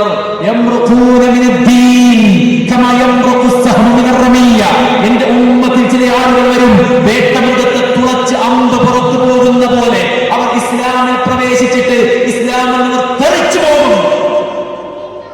റസൂൽ പ്രഖ്യാപിച്ചതാ. ആരെ കുറിച്ച്? ഖവാരിജിയാക്കളെ കുറിച്ച്, മുഅ്തസിലിയാക്കളെ കുറിച്ച്, അവാന്തര വിഭാഗങ്ങളെ കുറിച്ച്. അവരാണ് ഞങ്ങളുടെ മാതൃക? ഒരിക്കലുമല്ല. സുഹൃത്ത് ഓരോന്നിടത്ത് നോക്കി ഇങ്ങനെ തന്നെയാണ്. ഇനി ഖബറിന്റെ നമുക്ക് തെൽക്കീന്റെ അവസ്ഥ എന്താ? അറബി വായിക്കാൻ എഴുതാനും പോലും അറിയാത്ത ആൾക്കാരോടാണ് അറബിയിൽ ഇങ്ങനെ പറഞ്ഞുകൊണ്ടിരിക്കുന്നത്. യാതൊരു രേഖയുമില്ല, യാതൊരു തെളിവുമില്ല. റസൂലുള്ളാഹി സ്വല്ലല്ലാഹു അലൈഹി വസല്ലം പറഞ്ഞ ഹദീസ് എന്താ? ലാ ഫറഗ മിന ദഫൻ. റസൂലുള്ളാഹി സ്വല്ലല്ലാഹു അലൈഹി വസല്ലം മറവ് ചെയ്യൽ അവസാനിച്ചാൽ വഖഫ അലൈഹി, ഖബറിന്റെ അടുത്ത് നിൽക്കും. എന്നിട്ട് സ്വഹാബത്തിനോട് പറയും, ഇസ്തഗ്ഫിറൂ ലി അഖീകും വസലൂ ലഹു തസ്ബീഹ് ഫഇന്നഹു അൽആൻ യുസ്അൽ. നിങ്ങൾ നിങ്ങളുടെ സഹോദരന് വേണ്ടി ഇസ്തിഗ്ഫാർ തേടിക്കോളൂ, നിങ്ങൾ നിങ്ങളുടെ സഹോദരന് തസ്ബീഹ് ചോദിച്ചോളൂ, അവൻ ഇപ്പോൾ ചോദ്യം ചെയ്യപ്പെടും. അതാ സുന്നത്തിലുള്ളത്, അതാ നമ്മൾ ചെയ്യുന്നത് അല്ലേ? കബറടക്കി കഴിഞ്ഞാൽ നമ്മൾ അവിടെ ചുറ്റും നിന്നിട്ട് തസ്ബീഹ് ചോദിക്കുകയാണ്, പാപമോചനം തേടുകയാണ്. അതാണ് സുന്നത്തിലുള്ളത്. എന്നാൽ തൽഖീൻ എന്ന ഒരു പരിപാടി റസൂലുള്ളാഹി ചെയ്തിട്ടില്ല, സ്വഹാബത്ത് ചെയ്തിട്ടില്ല. മരിച്ച ദിവസത്തിന് ശേഷമുള്ള കണ്ണോക്ക്, അതുപോലെ തന്നെ 7-14 ആണ്ട്, അങ്ങനെയുള്ള ഒരുപാട് പരിപാടികൾ, ഇതൊന്നും റസൂലുള്ളാഹി കാണിച്ചു തന്നിട്ടില്ല. അപ്പോൾ മുസ്ലിം ഉമ്മത്തിലുള്ള ഓരോന്നും നമ്മൾ നോക്കിക്കഴിഞ്ഞാൽ അതിൻ്റെയൊക്കെ തെളിവെന്താന്ന് പരിശോധിക്കണം. നോക്കി, പ്രബലമായ പുണ്യകർമ്മമാണത്ര നബിയുടെ ജന്മദിനാഘോഷം. 2 ഈദിനേക്കാൾ മഹത്തരമാണെന്നാ പറയുന്നത്. നബിയോടുള്ള ഹബ്ബ് കാരണത്താൽ നബിയുടെ മദ്ഹ് പാടിയാൽ അതിന് ഇത്രയെത്ര പുണ്യമാണ്. ഈ കഴിഞ്ഞ റബീഉൽ അവ്വൽ 12 അന്തരങ്ങളിൽ പെരുന്നാൾക്ക് നമ്മൾ ചെയ്യുമ്പോൾ ആദാബുകളില്ലേ, അതേപോലത്തെ ആദാബാണ് ഉസ്താദ് പറഞ്ഞത്.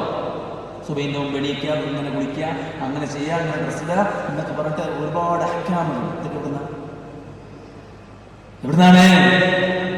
അല്ലാഹുവിന്റെ റസൂൽ സ്വല്ലല്ലാഹു അലൈഹി വസല്ലം സ്വഹാബത്തിനോട് ചോദിക്കാൻ, നബിയേ തിങ്കളാഴ്ച നോമ്പിനെ കുറിച്ച് എന്താ പറയാനുള്ളത്? റസൂൽ പറയാ, ഫീഹി ഉലിത്തു, അന്നാണ് ഞാൻ ജനിച്ചത്. തിങ്കളാഴ്ച നോമ്പ് വെച്ചോളി. നബിയോടുള്ള സ്നേഹം സ്വഹാബത്ത് എങ്ങനെ കാണിച്ചു? നബിയെ സ്നേഹിച്ചു, നബിയെ സംരക്ഷിച്ചു, നബിയുടെ കൂടെ ദീനം പാലിച്ചു. നബി സല്ലല്ലാഹു അലൈഹി വസല്ലമയുടെ ആദർശത്തിനും അവിടുത്തെ ശരീരത്തിനും അവിടുത്തെ സമ്പത്തിനും അവർ പ്രൊട്ടക്ഷൻ തീർത്തു.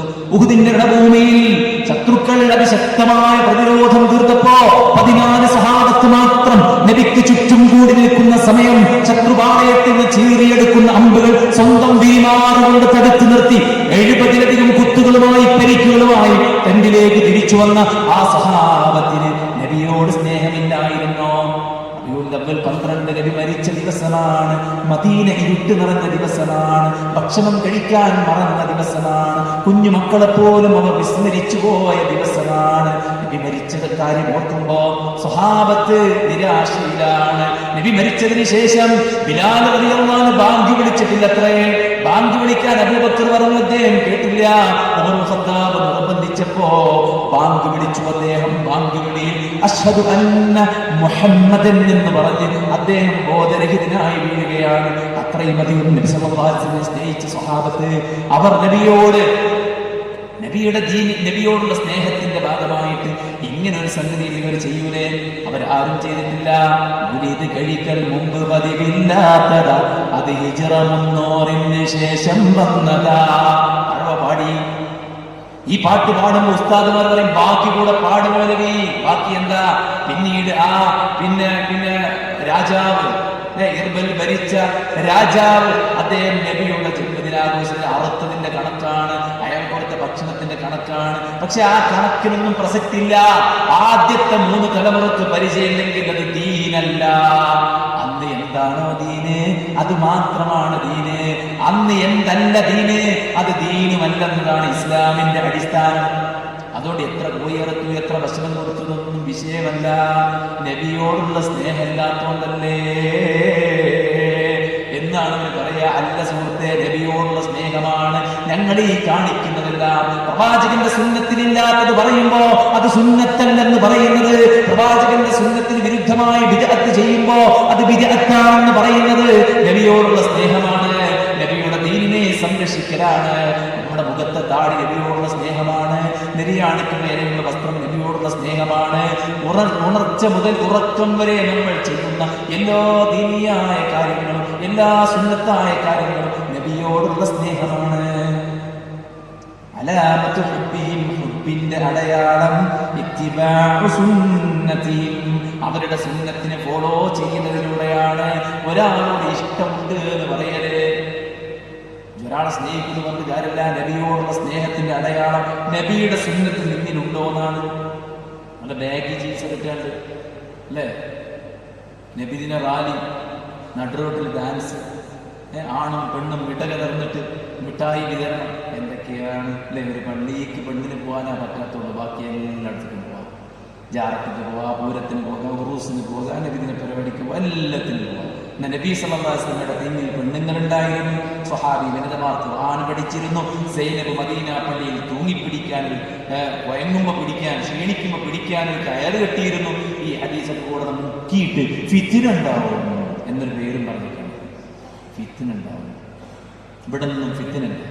നട്ടപ്പാതിന് നേരത്തെ ജാറങ്ങളിലൂടെ അലഞ്ഞ് തിരിഞ്ഞ് നടക്കുമ്പോഴൊന്നും ഒരു ഫിത്ന ഉണ്ടാവും ഇല്ലല്ലോ, ഒരു കുഴപ്പമില്ല. കാരണം ഞമ്മക്ക് കിട്ടുന്ന മാർഗമാണ് സുഹൃത്തുക്കൾ അള്ളാനെ പേടിക്കുക. മനസ്സിലായി? ഈ മാലമൂലീദുകൾ അല്ലേ, നബിദിനത്തിന് ഏറ്റവും അധികം പാടുന്നത് മാലമൂലീദുകളാണ്. പല സന്ദർഭത്തിലും ചെയ്യുന്ന സാധനങ്ങളുണ്ട് അല്ലേ, കുത്തുബിയത്തും അദ്ദാദും റാത്തീബും അല്ലേ, അങ്ങനെ കുറെ സംഗതികളുണ്ട്. ഇതൊക്കെ നബിയിലേക്ക് എത്തുമോ? മുഹീദ്ദീൻ മാല നബിയിലേക്ക് എത്തുമോ? ദിഫാഇ മാല നബിയിലേക്ക് എത്തുമോ? അല്ലേ, ബദർ മൗലീദ് നബിയിലേക്ക് എത്തുമോ? നമ്മളെ പിന്നെ നാരിയ സ്വലാത്ത് നബിയിലേക്ക് എത്തുമോ? എല്ലാം നബിയിലേക്കും സ്വഹാബത്തിലേക്കും എത്തുക എന്നത് നിർബന്ധമാണ്. അപ്പോഴത് ദീനാകുള്ളൂ. അതുകൊണ്ട് സഹോദരന്മാരെ, സുന്നത്ത് എന്താണോ അത് നമ്മൾ പഠിക്കണം. സ്വഹാബത്ത് പഠിക്കാൻ വേണ്ടി ത്യാഗം ചെയ്തു. ഒരു ഹദീസ് ഉണ്ടെന്ന് കേട്ടപ്പോൾ ഒരു മാസം ഷാമിലേക്ക് ജാബിർ റളിയല്ലാഹു അൻഹു യാത്ര ചെയ്തു. ഉമർ ഇബ്നു ഖത്താബ് റളിയല്ലാഹു അൻഹു അയൽവാസിനെ വിളിച്ചു പറഞ്ഞു, ഇന്നിച്ച് ജോലിക്ക് പോകണം, ഞാൻ പഠിക്കാൻ പോവാം. നാളെ ഞാൻ ജോലിക്ക് പോയിക്കോളാം, നീ പഠിക്കാൻ പോകണം. വൈകിട്ട് വരുമ്പോ നിനക്ക് നീ എന്താണോ പഠിച്ചത് അത് എന്നെ പഠിപ്പിക്കണം, ഞാൻ എന്താണോ പഠിച്ചത് അത് നിന്നെ പഠിപ്പിക്കണം. അങ്ങനെ അവർ പഠിച്ചു.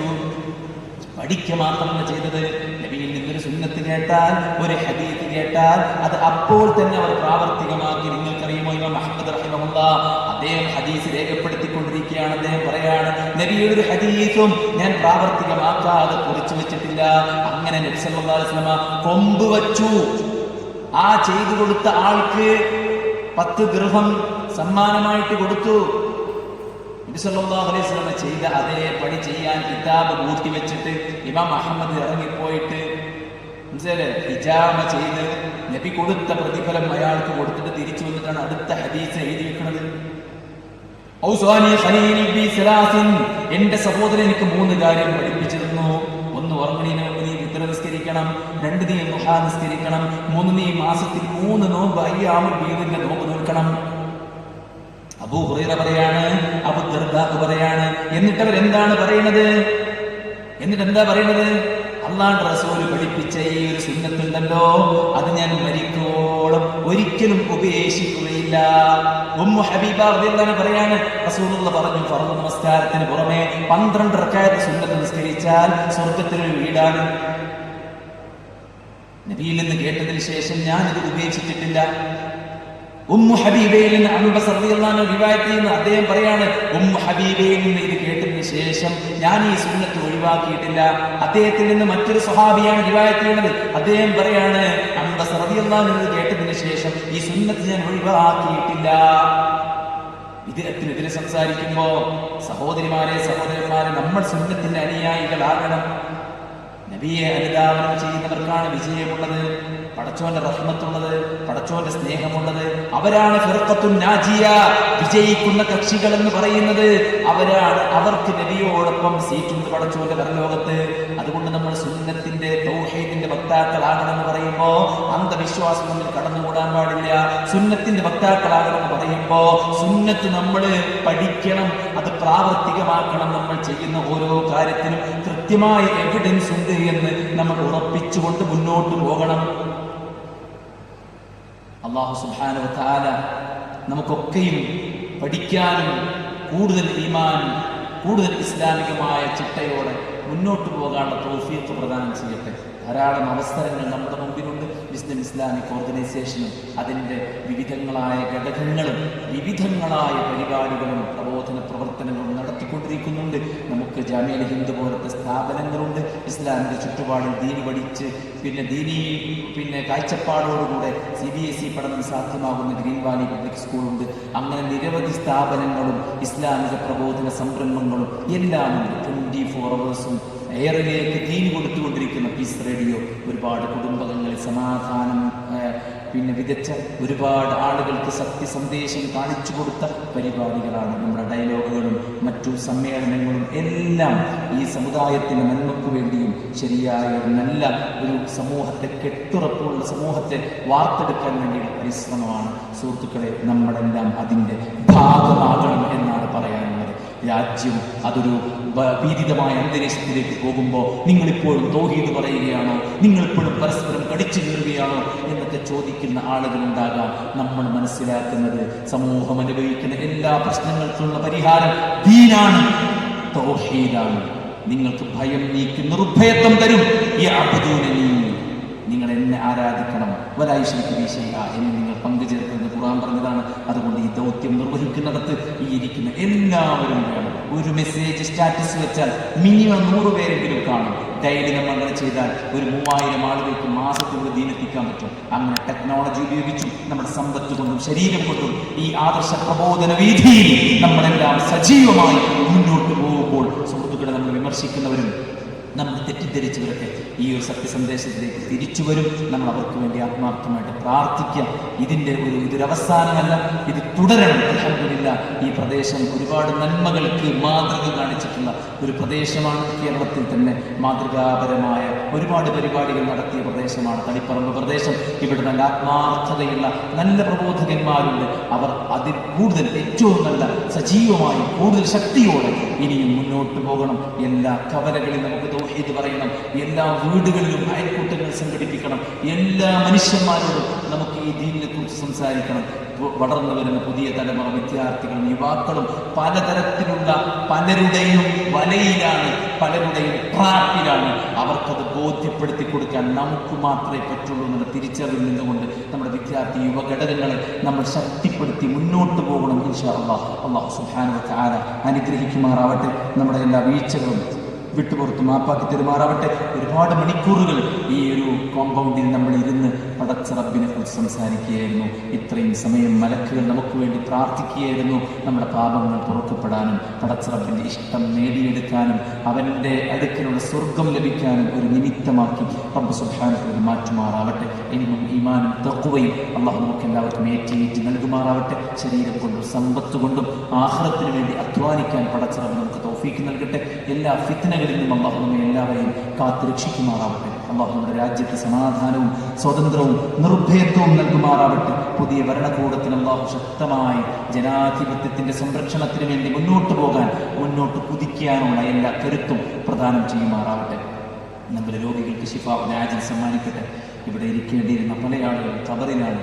നിങ്ങൾക്കറിയാൻ മതി, ഈ സ്റ്റേജിൽ ഇരിക്കേണ്ട വ്യക്തിയായിരുന്നു നമ്മുടെ മുന്നിക്ക. അദ്ദേഹം വർഷങ്ങൾക്ക് മുമ്പ് മരണപ്പെട്ടു പോയി. ദീനിന്റെ മാർഗത്തിൽ ഓടുമ്പോഴാണ് അദ്ദേഹം ആക്സിഡന്റായി മരിച്ചത്. അള്ളാഹു സ്വർഗം കൊടുക്കുമാറാവട്ടെ. നമുക്കെല്ലാവർക്കും അള്ളാഹു നല്ല മരണം കാഴ്ചവെക്കാനുള്ള തൗഫീഖ് നൽകുമാറാവട്ടെ. പല സമ്മർദ്ദത്താൽ, മനസ്സിന്റെ സമ്മർദ്ദം, പിശാചിന്റെ സമ്മർദ്ദം, സോഷ്യൽ മീഡിയയുടെ സമ്മർദ്ദം, കൂട്ടുകാരുടെ സമ്മർദ്ദം, അങ്ങനെ പലതിലും പെട്ട് പല തെറ്റുകളും ചെയ്തു കൂട്ടിയവരാണ് നമ്മൾ. പടച്ച റബ്ബ് സുബ്ഹാനഹു വ തആല എല്ലാം പുറത്തു മാപ്പാക്കി നൽകുമാറാവട്ടെ. അവൻ ഏറ്റവും ഇഷ്ടപ്പെട്ടവരുടെ കൂട്ടത്തിൽ നമ്മെ അവൻ ചേർക്കുമാറാവട്ടെ. അവൻ ഇഷ്ടപ്പെട്ട സമയത്ത് ഇഷ്ടപ്പെട്ട കർമ്മത്തിലായിരിക്കെ മരിച്ചു പോകാൻ തൗഫീഖ് അല്ലാഹു പ്രദാനം ചെയ്യുമാറാവട്ടെ. اللهم اغفر للمؤمنين والمؤمنات والمسلمين والمسلمات الأحياء منهم والأموات إنك مجيب الدعوات يا قاضي الحاجات. اللهم ربنا تقبل منا إنك أنت السميع العليم وتب علينا إنك أنت التواب الرحيم. ربنا آتنا في الدنيا حسنة وفي الآخرة حسنة وقنا عذاب النار. آمين برحمتك يا أرحم الراحمين. السلام عليكم ورحمة الله وبركاته.